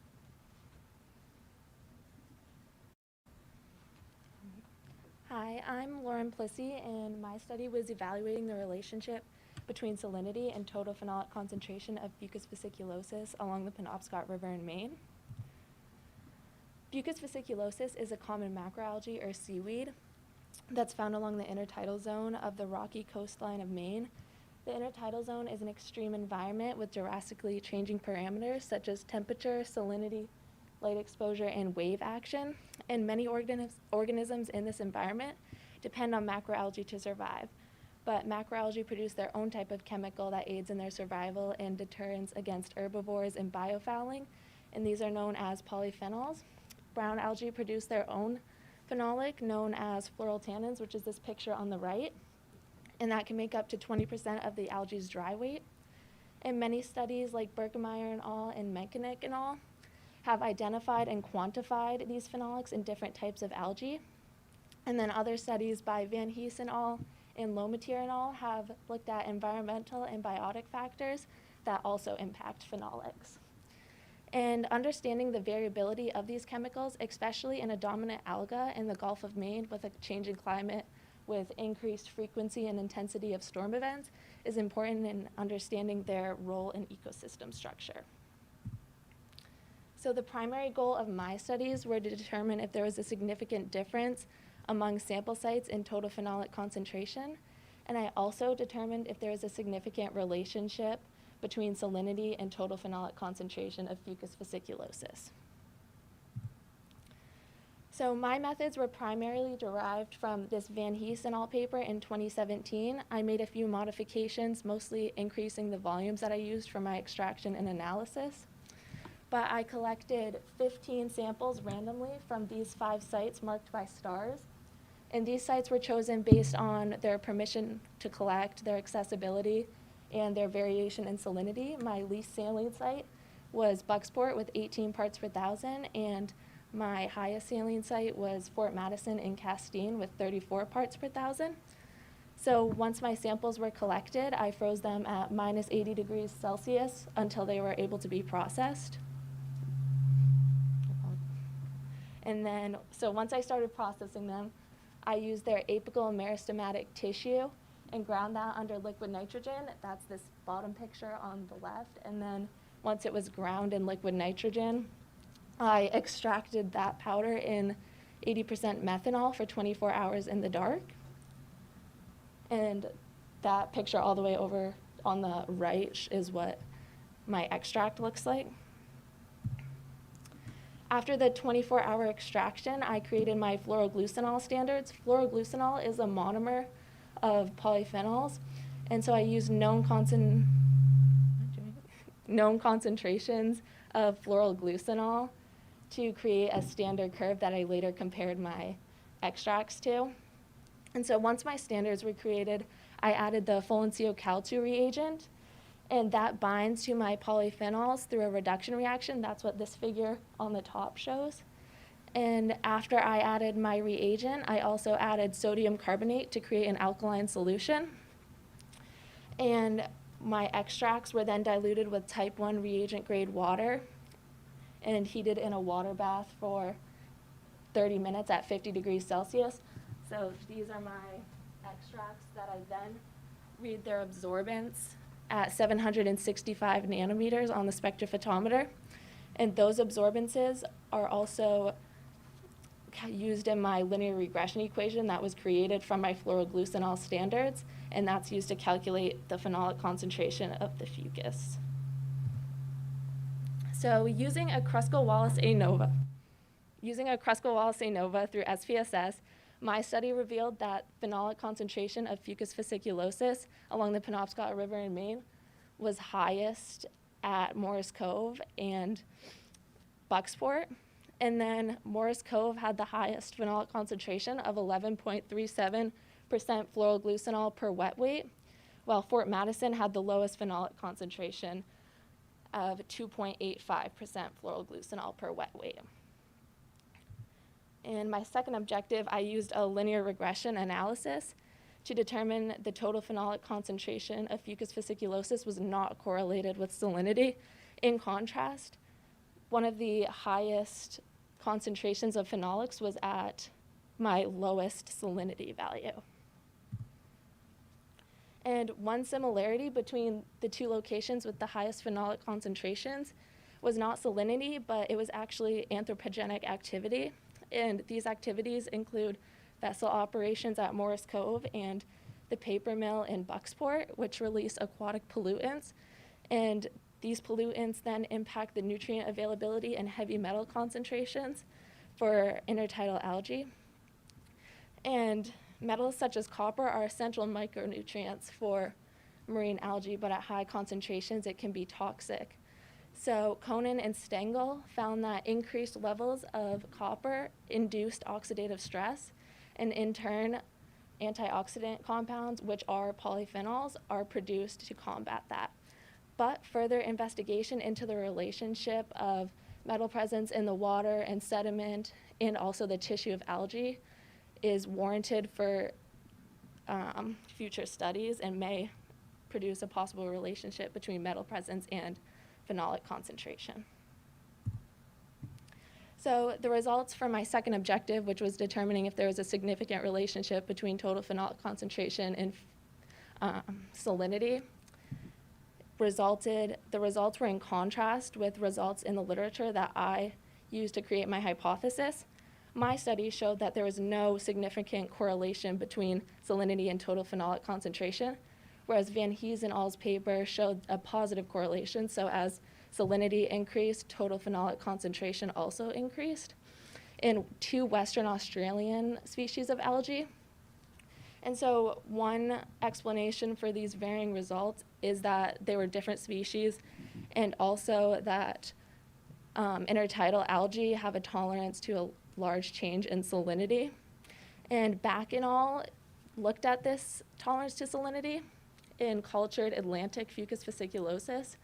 They had a low salinity of 1 to 5 parts per thousand and a high salinity of 45 parts per thousand. And they found that there were higher growth and survival rates at higher salinities. And the salinity gradient of the estuary that I looked at was 18 parts per thousand to 34 parts per thousand, falling right in the middle of that range of salinities. And so like I said before, phenolics are antioxidant compounds, and high salinities can induce oxidative stress in fucus. But because there was no correlation, I kind of assumed that oxidative stress did not occur because of the tolerance to salinity of Fucus fasciculosus. And the data collected in this study is important for future research because it provides a baseline for phenolic concentrations in fucus, and then also it provides a baseline for the relationship between the two. And it records current conditions of the intertidal zone for possible impact evaluations in the future with a changing climate. And changes in environmental conditions are projected to occur because of climate change. So predicting and documenting the impacts and consequences of these changes can be important for mitigation and conservation and prevention of valuable systems like estuaries and also the species within it. And I would like to thank all my professors, Professor Mule, my project advisor, Professor Verdi, Friedman, and Baer, all of my OS 400 professors and 401 professors, and then even Professor Whitaker, who also looked at my paper, and just thank you for all of the constant feedback and guidance throughout my research, and also thank you to my OS 400 colleagues and Cam Lantang for accompanying me in the field and lab. And questions?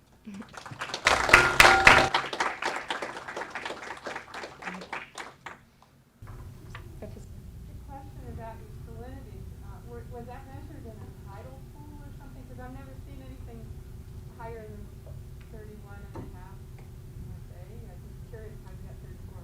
Yeah, I went back and forth. Like I measured it at low and high salinities like throughout the week just to get a range, and then that was like right in the middle of it. What did you use? Yeah, a refractometer. Yeah. And follow-up question, do you think that any of the phenolic concentration could be due to cellular injury? You know, like how much storms are these algae are exposed to? I think so, and it also could due to biotic factors. This was just like an observational study that I did. So there could be other factors that impact the concentrations, like herbivores and like biofouling, stuff like that, because those were also seen to increase with increases in those biotic factors too. Professor Cleveland. I love secondary compounds in algae. I think it's fantastic. And I think you were onto something with a salinity stress. That's expensive, and so you're not going to be producing these compounds. And then when you showed your data, and I liked that explanation about the potential human impacts, but kind of related to what Professor Boucher said, if these are defenses that are induced by herbivores, it could be some grazing. So did you see, or can you maybe talk about how you would add that piece in to see if there's an herbivore impact causing this?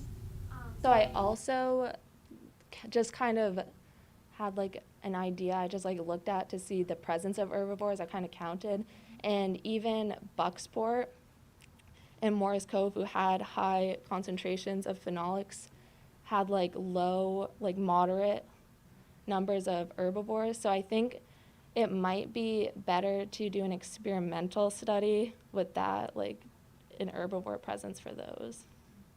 So, yeah. Is there any link to like photostress and production?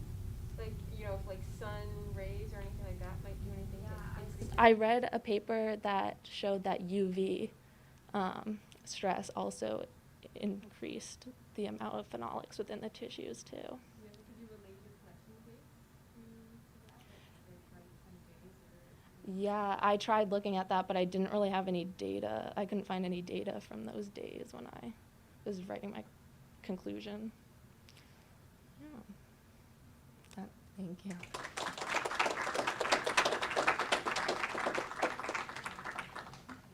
Thank you, Lauren.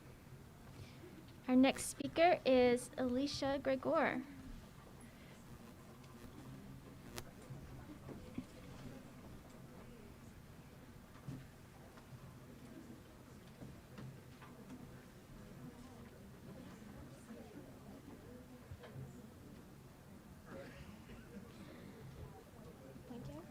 You know this. Yeah. Perfect. You can go back.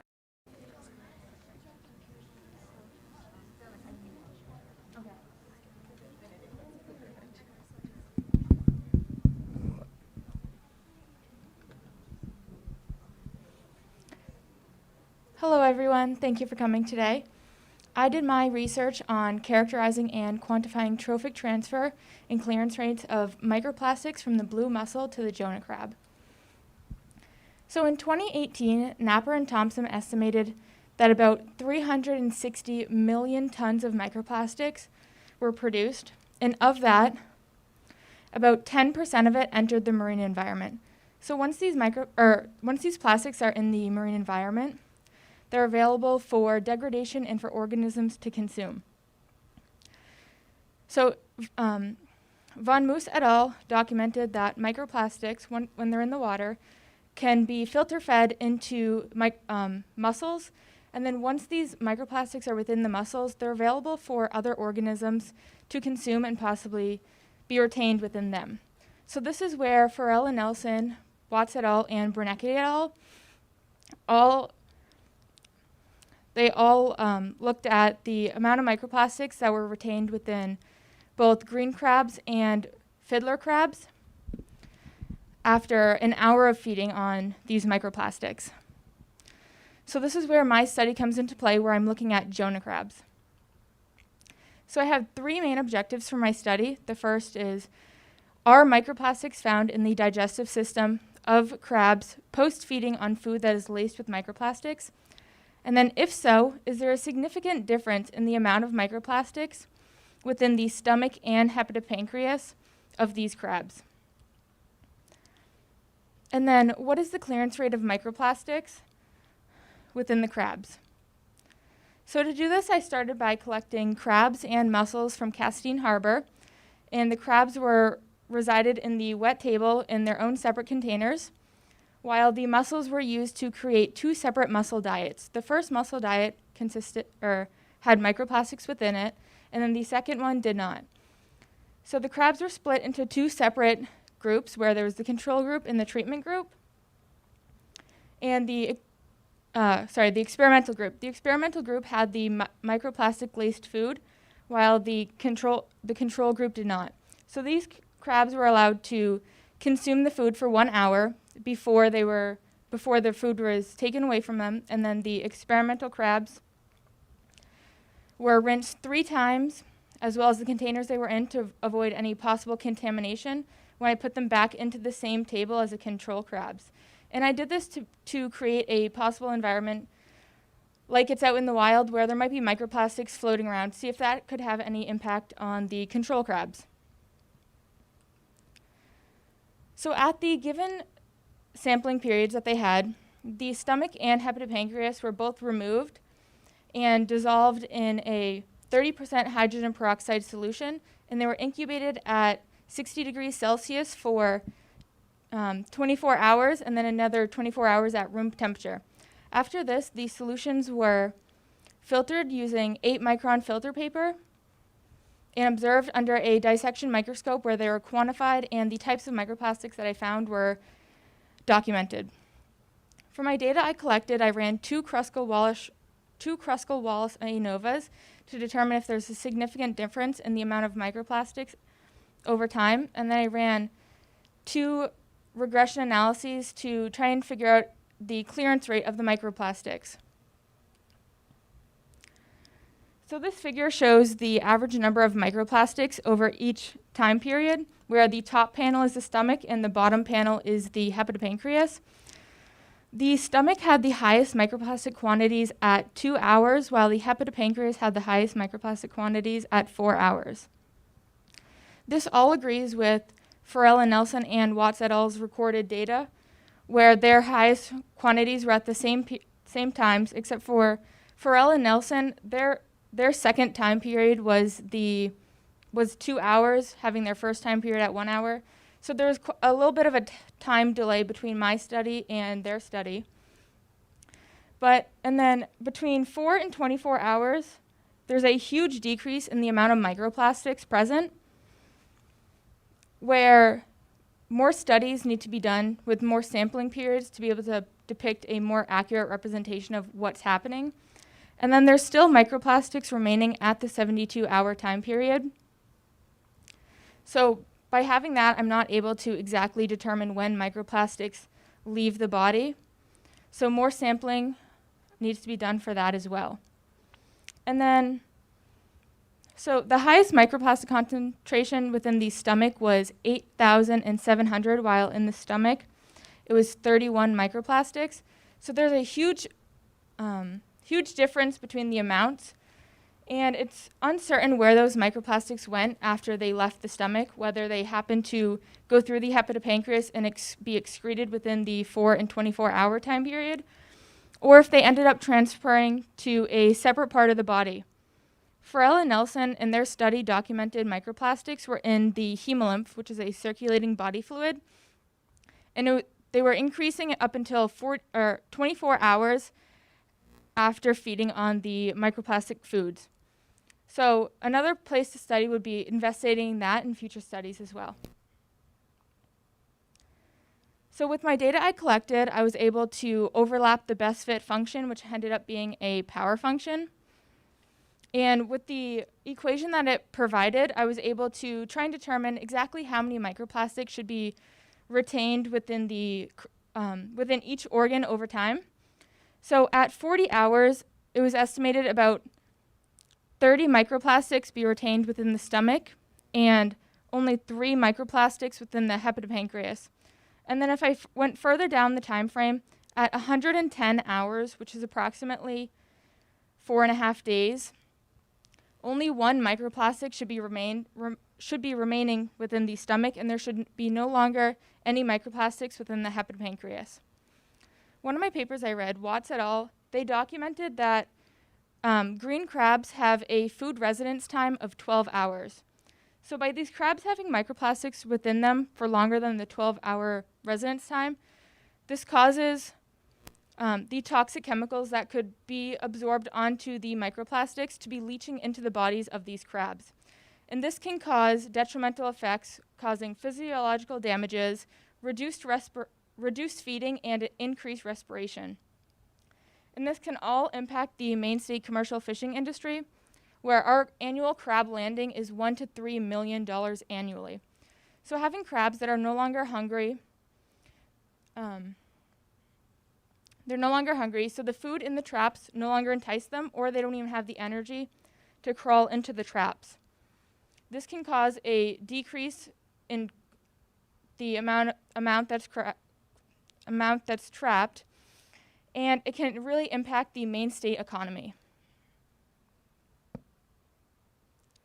So while I was looking at the samples that I had, I saw many different ambient microfibers, which are these blue microfibers here. And the blue microfibers were, like Mika said, the most abundant that I found in my samples.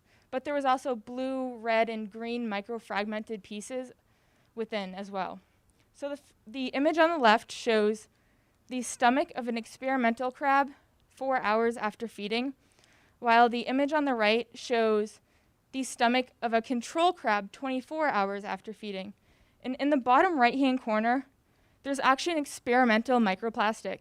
And these microplastics were not fed to the control crabs.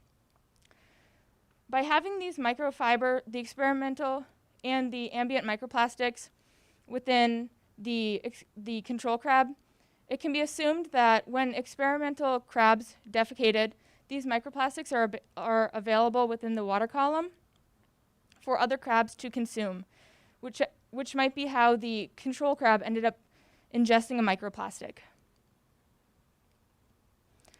I would like to acknowledge and thank everyone for their help, especially the lab manager, Pam Grindle, for all of her hard work she's put into helping all of us, my professors and my advisor for helping with our papers and giving constructive feedback, Craig Desmond for supplying the crabs he caught out in Castine Harbor for my research, my lab buddies, and campus security for all their help they've had for us. Thank you. Are there any questions?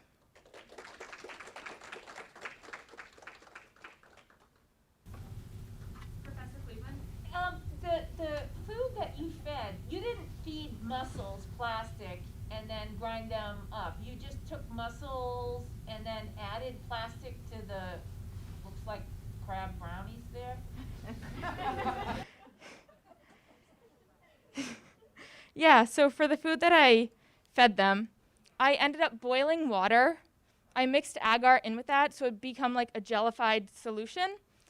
I mixed the mussels into that afterwards, and then if it was the experimental treatment food, I mixed the microplastics in as well.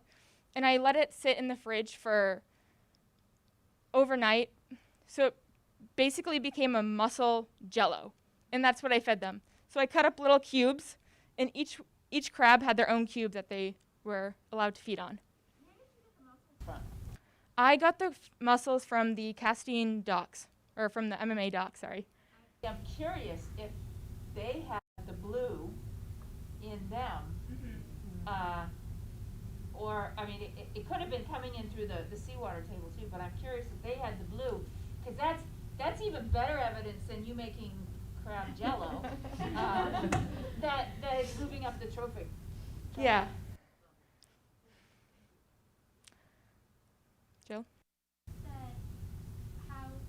I'm just wondering how the microplastics settled in your food when it's set. So do you think that could affect how much you found in each of the crabs? Maybe there wasn't microplastics in the food that they consumed? Yeah, so to be able to try and homogeneously blend the microplastics in with the food and like evenly distribute them, I ended up putting it in the blender for at least like 1 to 2 minutes to try and homogenize that solution of the microplastics so they had roughly the same amount that they ate.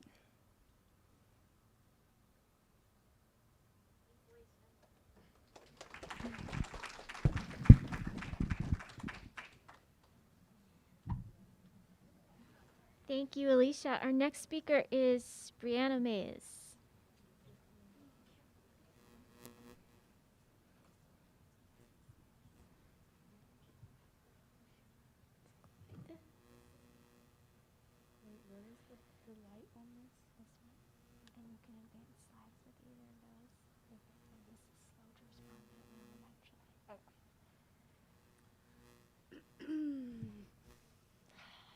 Alright, hi everyone.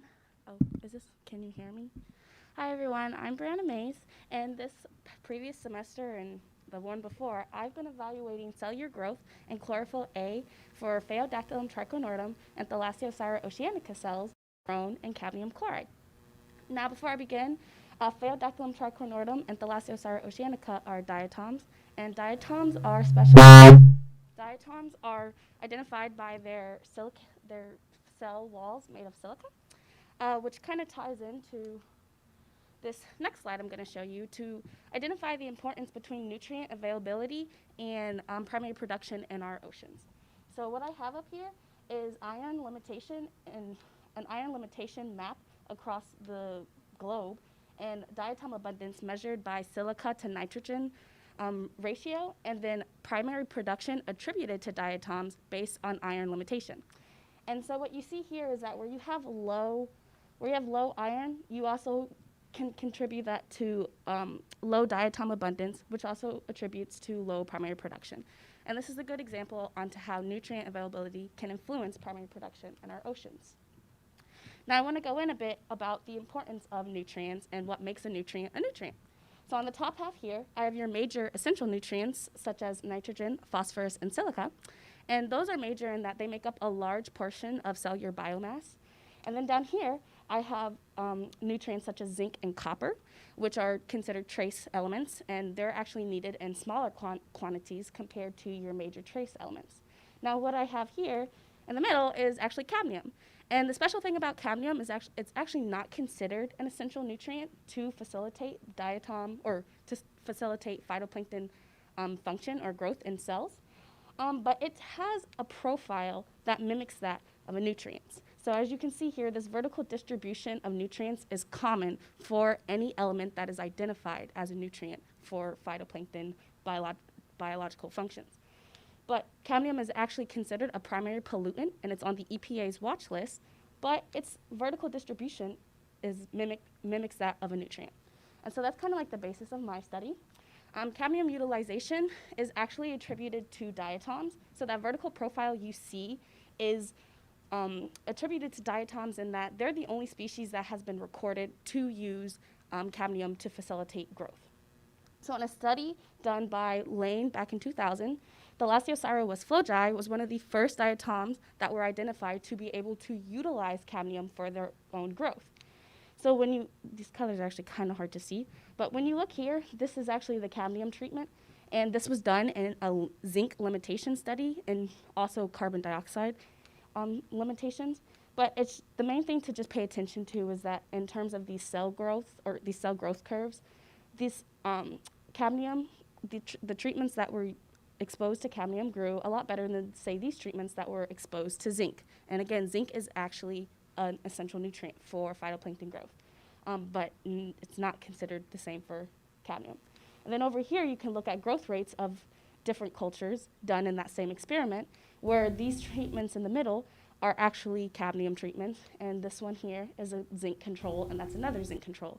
And again, you can see that the cells that are exposed to cadmium are growing a lot better than opposed to the cells that are exposed only to zinc. Another study was done by Brimbu et al. In 2011, where they looked at impacts of cadmium on cellular growth and other physiological features within the cell. And you can see the same thing here, where P. trichonortum was exposed to 2 different concentrations of cadmium, and it's still able to sustain growth. And over here, you can see the same thing where on the y-axis you have cadmium uptake in those same treatments. So you can see that cadmium is being taken up into those cells, and that utilization in cells and diatoms has been attributed to what is called carbonic anhydrase, and that's an enzyme that's used to fix carbon in cells. Now, it's usually catalyzed with zinc, but diatoms have used cadmium instead. And so that's kind of like the basis, or that's really the basis of why I did this study. And I chose P. tricornordum just because it has been thoroughly studied in terms of cadmium usage, and it actually is considered a species with a high tolerance to cadmium in high concentrations, compared to T. oceanica, where there's actually not a lot of literature available on how cadmium is used in these cells. But it's an open ocean diatom, and I wanted to do kind of like a comparison study between an open ocean versus a coastal species. And so my hypothesis from those two species is that for T. oceanica, I had expected to see growth inhibition in cells and a decrease in chlorophyll A content, and also significantly lower growth rates between cadmium treatments. However, based on literature for P. tricornordum, I did not expect to see the same thing. I expected no significant differences between growth rates and no decrease in cell concentrations or in chlorophyll A. So how I measured this was by growing both my species in separate batch cultures. Here you have a control where there's no cadmium, and a low 3 nanomolar, a medium 10 nanomolar, and a high 50 nanomolar. Cells were grown in 500 milliliters of artificial seawater that I made myself, and they were grown in Erlenmeyer flasks. And the experiment went for 10 days. However, at the end of that through that experimentation, I had 2 cultures for T. oceanica's 3 nanomolar treatment fail. So the results reported in this are mainly based on the one surviving culture. So how I measured chlorophyll A was by, out of those 10 days, 7 days I actually was able to get measurements done.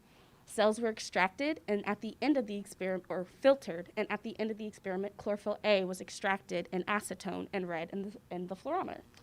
Cell counts were done on a hemocytometer, and those were used to calculate growth rates. So, starting with P. tricornordum, you can see here that, well, first I want to identify the different phases that you can see in terms of growth when looking at cultures. What we have here in the beginning is lag phase, so that's cells just becoming acclimated to their environment. And then cells enter exponential growth, where they're busy multiplying and going crazy. And then when you look at the 3 nanomolar culture here, that's the only culture that actually entered stationary phase, where cells are done dividing and things are kind of settled down. Looking at those experiments, or looking at those separate cultures, you can see that from day 0 to the last day of the experiment, which was day 10, there was a 27-fold increase in cells for the control, a 21-fold for the 3, a 23-fold for the 10, and a 20-fold for the 50. And there were regarding growth rates for these treatments, there were significant differences between all treatments and the control, but there were no significant differences between cadmium treatments themselves.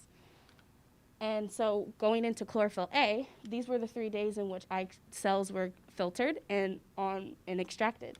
And at the end of the experiment, this is how they were quantified through different calculations. And you can see that there were no significant differences between these treatments, and chlorophyll A actually increased with time.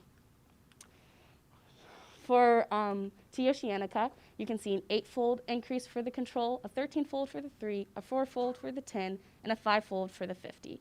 There were no significant differences in growth rates for this treatment as well, and that is the same for my chlorophyll A concentration graphs.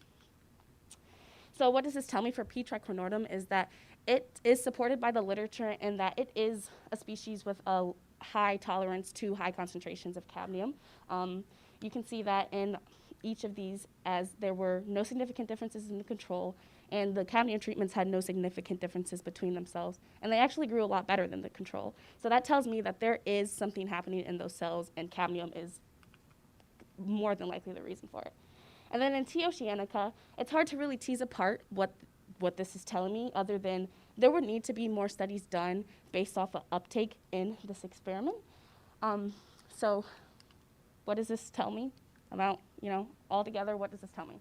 Well, for future implications and looking at this study done by Chappell et al. In 2019, diatom populations in abundance actually has a correlation to trace metals. So over here, trace metals were measured in these different parts, in these different zones, and then at the same time, they went back and sequenced the different diatom cells collected, and they found a correlation between the species and the metals that were also in that area. So by doing cadmium studies, we can make better predictions on population dynamics of diatom abundance in the future. And so I'd like to thank everyone, all my professors, Whitney and Friedman for being my advisors, Pam for being the best lab manager in existence, and special thanks to my friends Avery and Kamani for listening to me cry all the time, and campus security for letting me into lab at odd hours, because I literally did not leave or enter lab until sometimes like 2 in the morning, like I was never home. Questions?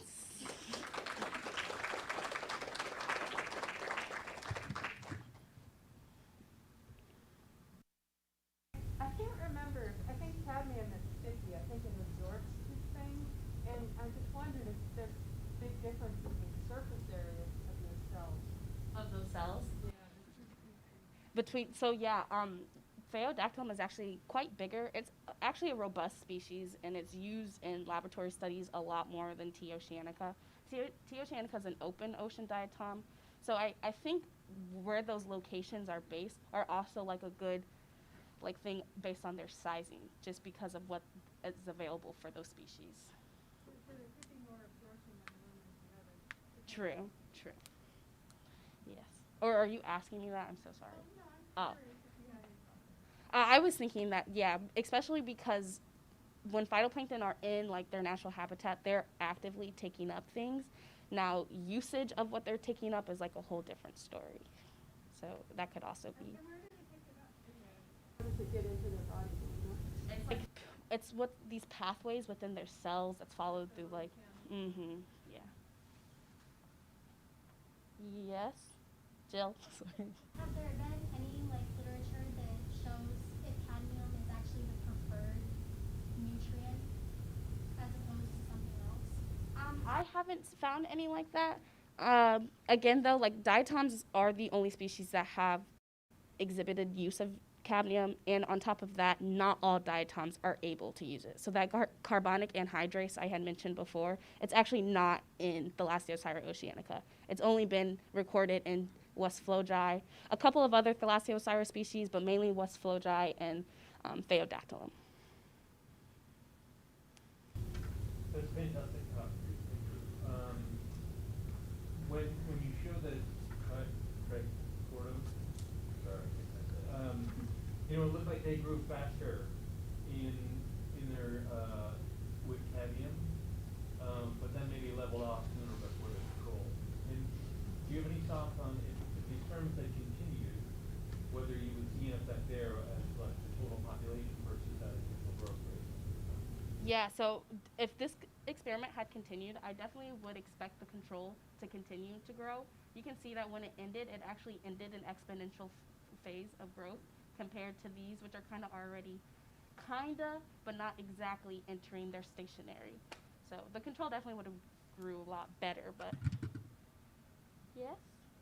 Really quick, for your next step, you need to grow both of these combined to see if one of them if the cadmium is super important to them, and if one is better taking it up than the other, that's what you need to do now. Right. That's cool. Yeah, no, I think I'm done with this, but thank you for I appreciate it, but no.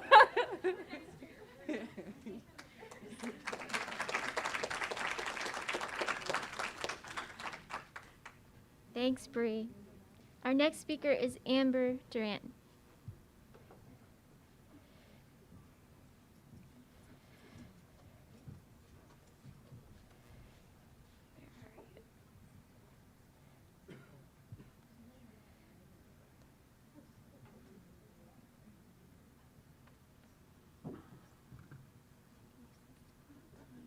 Change size with that, all the arrows, and the computer's a little slow to respond, but it will Hello, everyone. So I did my senior research on the separation efficiency of microplastics from water samples.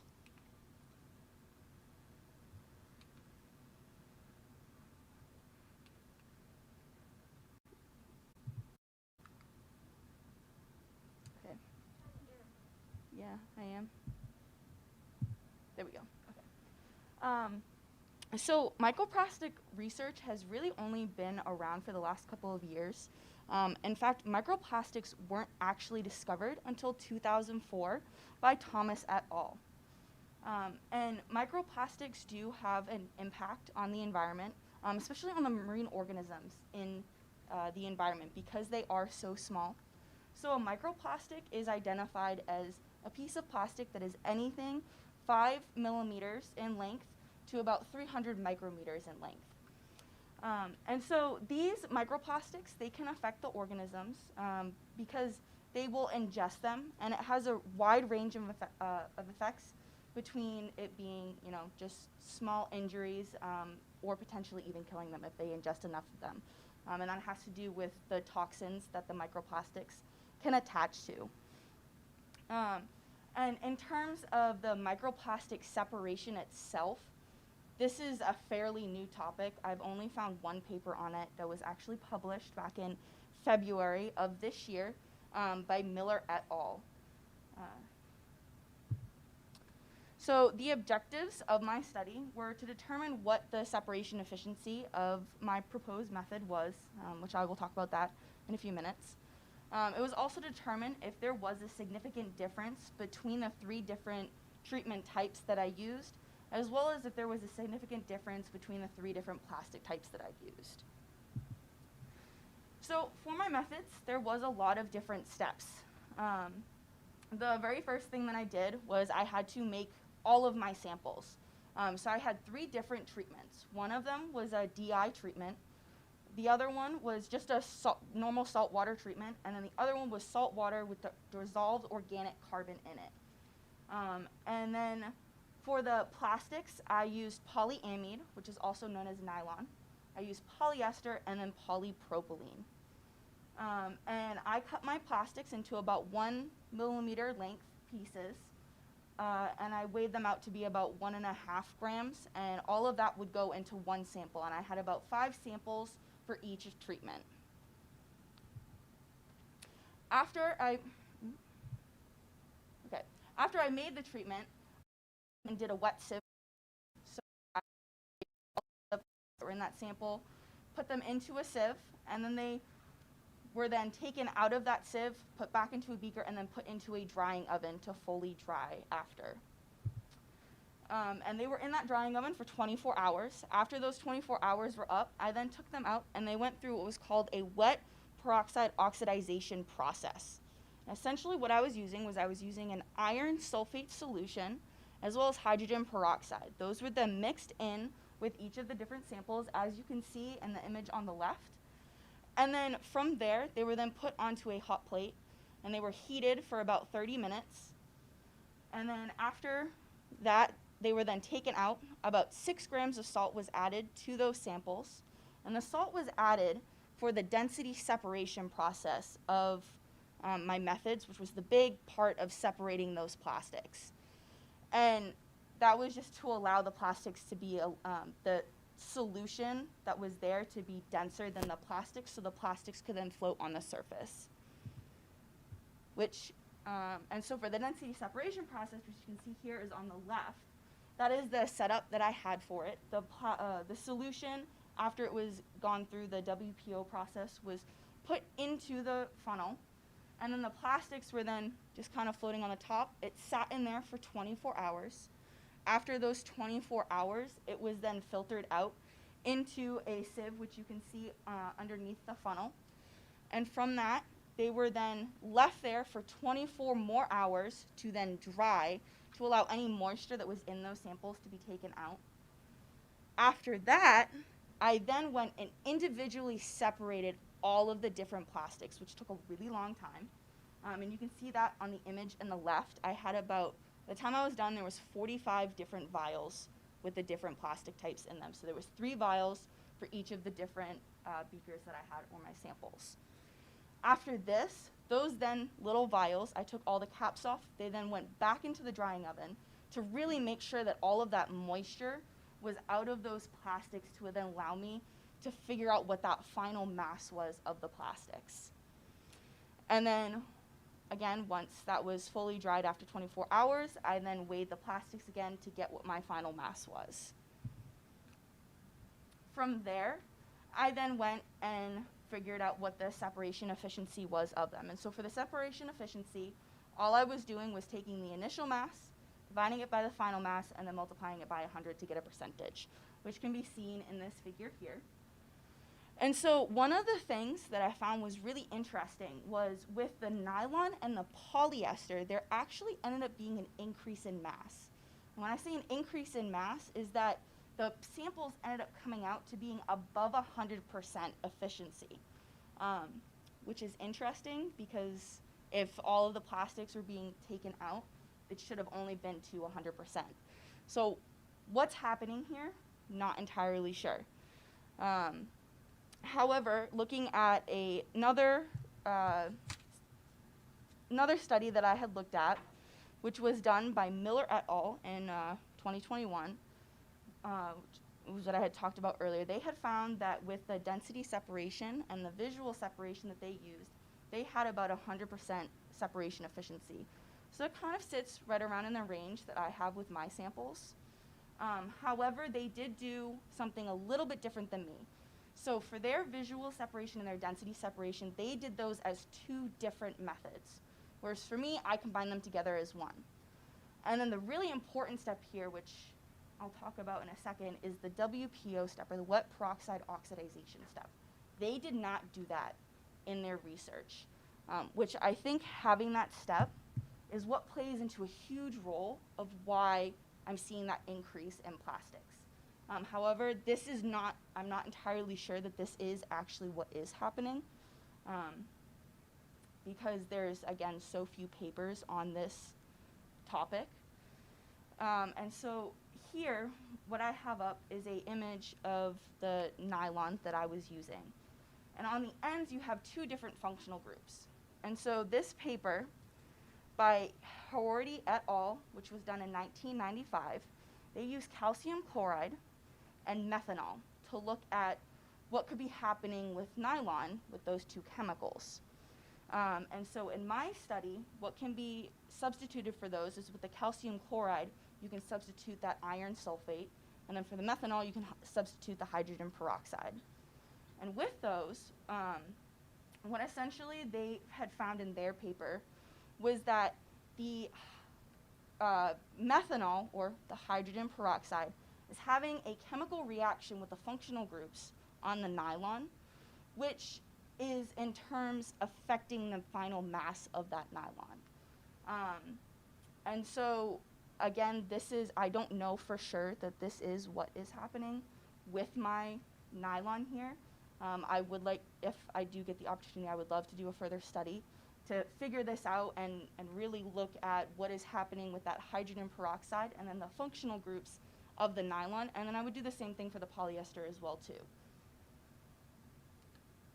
I just want to say thank you to all of our professors, so Professor Carrie Freeman and Alan Verdi for helping us through this whole process, Pam for being an amazing lab manager. I would also like to thank Ann Cleveland and Stephen Bear for taking time out of their days to help me talk about my data and figure out what's going on here, as well as Campus Safety for opening up all of the labs for us, and then my lab partner, Gloria Passman, and then all of my peers for helping with all of the projects. Any questions?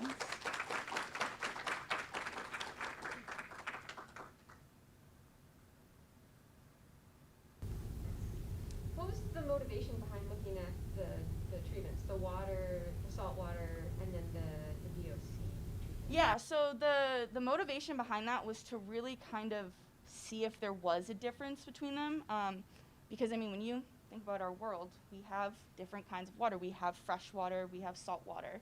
And I wanted to see what the difference was if you have just salt water versus with the organic matter, because the WPO process that I was using, The whole purpose of that is to actually get rid of any organic matter in the sample. So I kind of wanted to see, well, what's the difference if you don't have any organic matter in your sample versus actually having that, and also just having different concentrations as well too of samples. Any other questions? Yeah. Did you freeze samples, did they naturally float in water? They did not. So the nylon and the polyester, they sank, and then the polypropylene was floating. What do you separate them? Say that again? What was your density separator? Yeah, so I can actually go back to that. So the density separator was actually right here. So it's just a simple setup of a funnel with a tube, and then there's a little clamp on it. And all it is after you put in that salt, and the salt dissolves within that plastics, and then the hydrogen peroxide and iron sulfate liquid mixture, you just sit it in there. It sits for 24 hours, and then the idea is that the plastics are supposed to float to the top because that solution is going to be denser.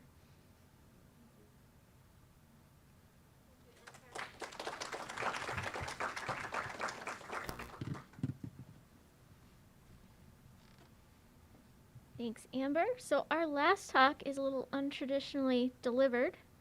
So Gloria Passman is a student in our class, and she left on the cruise. So Gloria did an excellent job of accelerating some deliverables for this class so that she could do all the things she needed to do. And one of those things that she did was created a video of herself giving her presentation. So we're not going to be able to ask her questions, obviously, but we can listen to her talk. And I'm just now realizing we need some speakers.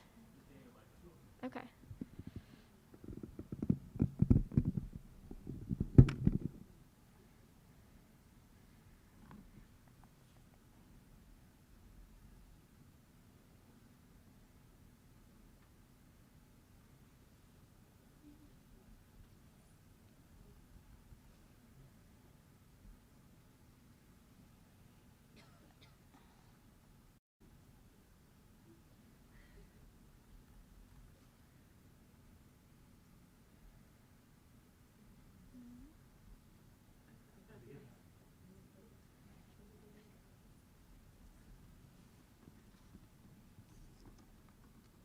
Hang on.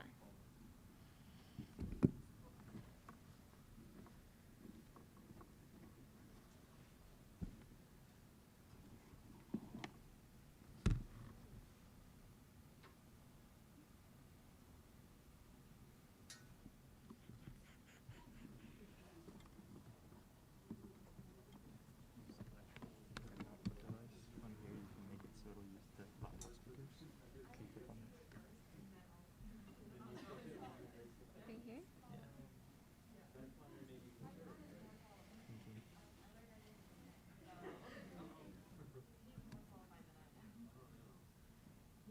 That's fun. It should be, yeah. Oh, no. It'll be if you just click on it, right click on it, not left click on it. I did right click on it. Sorry, left click on it. That's it. Yeah, click on that. And then go to speakers.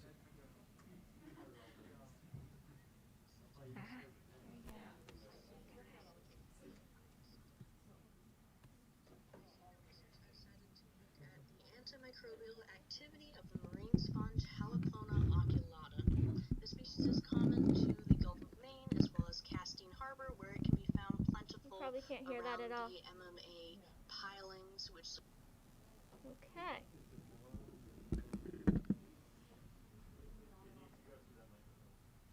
Okay.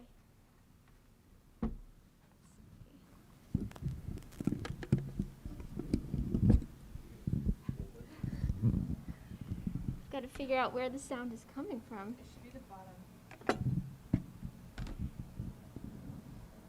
Port or float tank.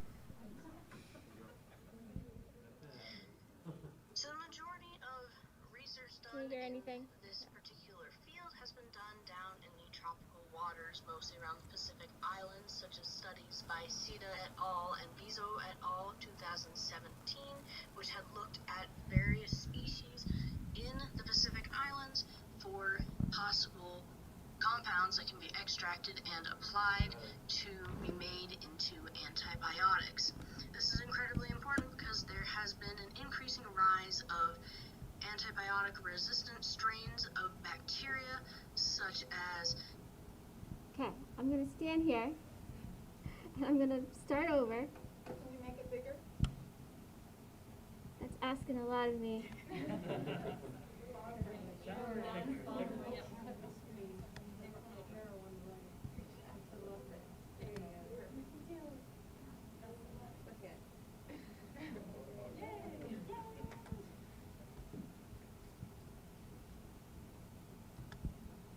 So for my senior research, I decided to look at the antimicrobial activity of the marine sponge Haloclona oculata.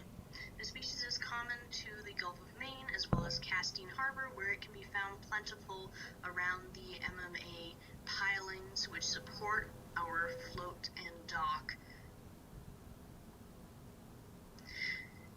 So the majority of research done in this particular field has been done down in the tropical waters, mostly around the Pacific Islands, such as studies by Sita et al. And Bizo et al. 2017, which had looked at various species in the Pacific Islands for possible compounds that can be extracted and applied to be made into antibiotics. This is incredibly important because there has been an increasing rise of antibiotic-resistant strains of bacteria, such as E. coli, which means that it's very difficult to fight these bacteria that are no longer influenced by these antibiotics. As such, research has turned to try and find a way to combat this and has looked to marine species because there are a lot that are unable to move and are sedimented to their environment, such as marine corals, seagrasses, and marine sponges, all of which often utilize chemical means in order to defend themselves because they cannot move to and from predators or potentially treat infections like we would with antibiotics. So they have to produce them themselves, which makes them an ideal candidate for looking for these compounds. An example study as well is Kin et al. 2013, which had looked at diatoms and their antimicrobial response and how they influence bacteria such as Staphylococcus aureus and B. pulmonis, which had expressed inhibitory reactions to exposure from these extracts that they produce from the diatoms. In order to quantify these, they would measure the zone of inhibition, which is the clearing, where you can look at the petri dish on the left for spot A, for example, where it is clear around the yellow dot where they had applied their extract, and then you can see this sort of tannish color where the Staphylococcus aureus is growing, and so they would look at this ring and measure it in order to quantify how effective it is at inhibiting the growth of the particular bacteria. This results in data such as those provided on the right from them testing against B. pulmonis, and their response to that antibiotics that are produced can be seen with increasing zones of inhibition with increasing extract concentration, which is something that I am hoping to look for in my study. So the objective of my study is to determine if there is effective antimicrobial compounds in Haloclona oculata, and if there is a dose-dependent response in this in order to find a significant inhibition of two bacteria, Staphylococcus epidermidis and E. coli, and in doing so, these two are serving as my example species for gram-positive and gram-negative strains of bacteria. The difference between these being that Staph epidermidis has a thicker cell membrane, so it is classified as a gram-positive, whereas E. coli has a thinner cell membrane, which would quantify it as a gram-negative bacteria. In order to study these, I'll be looking at testing 3 concentrations, low, medium, and high, of extracts from Haloclona oculata, and they will be applied to bacterial diffusion assays of the E. coli and Staphylococcus epidermidis. In order to produce these extracts that would be tested, I had to first collect and freeze my samples of Haloclona oculata, and from there put it through an extraction process through exposure to methanol and bead beating with zirconia silica beads on a vortex machine, which basically shakes it violently so that the beads can break up the tissue and release any compounds that could be used in my assay. Methanol is particularly effective in doing this because it not only is a very aggressive compound, so it will help with sterilizing the sample to prevent potential contamination, but also pulls out those organic compounds that I am looking for. Once these extracts are completed, then they will be diluted into a low, medium, and high concentration so that I can test for their efficiencies based off of dose. So if you look on the right, here's one of my petri dish with E. coli, and I have made an outline of their zones of inhibition, which is what you'd be looking to measure. And in order to measure them, you are looking for the points that are closest to the edge of the disc, and then you would measure that distance so that you can compare them. And you can just see by looking at this particular case, there was a bigger ring around the high concentration, which is H, and there is very little around the low concentration of L. And so it's these differences that are compared in order to test the significance of this difference. After completing my study with E. coli as well as staph, there was no significant difference between the staph tests that were done, and this can be seen because there was no inhibition, so I was not able to run tests on their significance. However, E. coli did show a response, which you can see on the figure before you, where the extract concentration and all of its points were plotted, and the ring diameter similar to that first graph that I showed you by Kin et al. 2013, and the trend line, which does show an increase in the inhibitory ring diameter, which is our y-axis, relative to the extract concentration on the x-axis, which increases with the extract concentration increasing, which is a promising result for the purposes of my.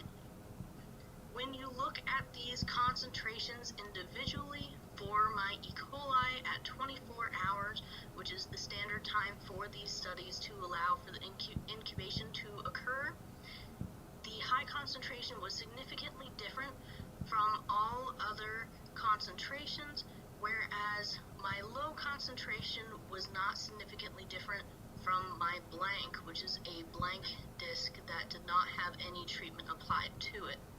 My medium concentration wasn't significantly different from my low concentration, which meant that the high concentration was the only one that's produced a significant result. These all can be compared to gentamicin, which was my example antimicrobial compound through an antibiotic, which has been shown to be effective against E. coli. And as you can see, their responses were relatively similar when comparing the mean of their inhibition rings, which is what this graph is showing. And they are significantly different from each other, but they still produced a significant result in their inhibition of the E. coli. So because of the significant response that had been seen in the E. coli against Haloclona oculata when it was exposed to it, that means that there was an antimicrobial response that is able to be potentially explored in the future with studies to figure out what specific compound is being produced by this marine sponge that inhibited the growth of E. coli. This could bring potential new investigations to the Gulf of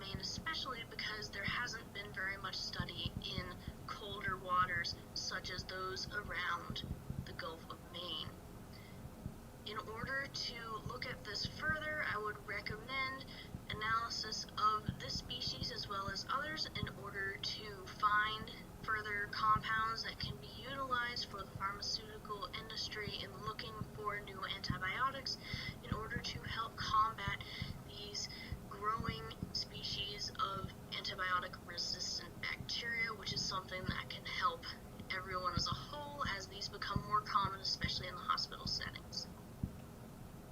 I would like to give a huge shout out to Pam Grendel for being a major help in making this study possible and getting all the resources and everything squared away. Dr. Alan Verdi and Carrie Friedman for being advisors to OS 401, as well as Dr. Whitney, who served as my project advisor.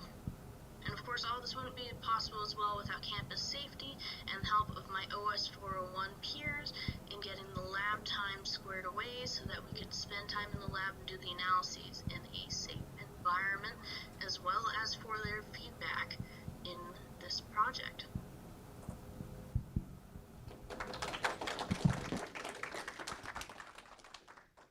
Thank you. My arm fell asleep. Thank you everybody for coming, and thank you students for such a hard effort. We should have another round of applause for everybody. Well done. And tonight you can relax and 2 big milestones out of the way. But we will actually, now that I have the microphone, we will actually have a poster session after break where you can hear about the results and ask more questions in a more relaxed format. So you'll be hearing from me about that. What?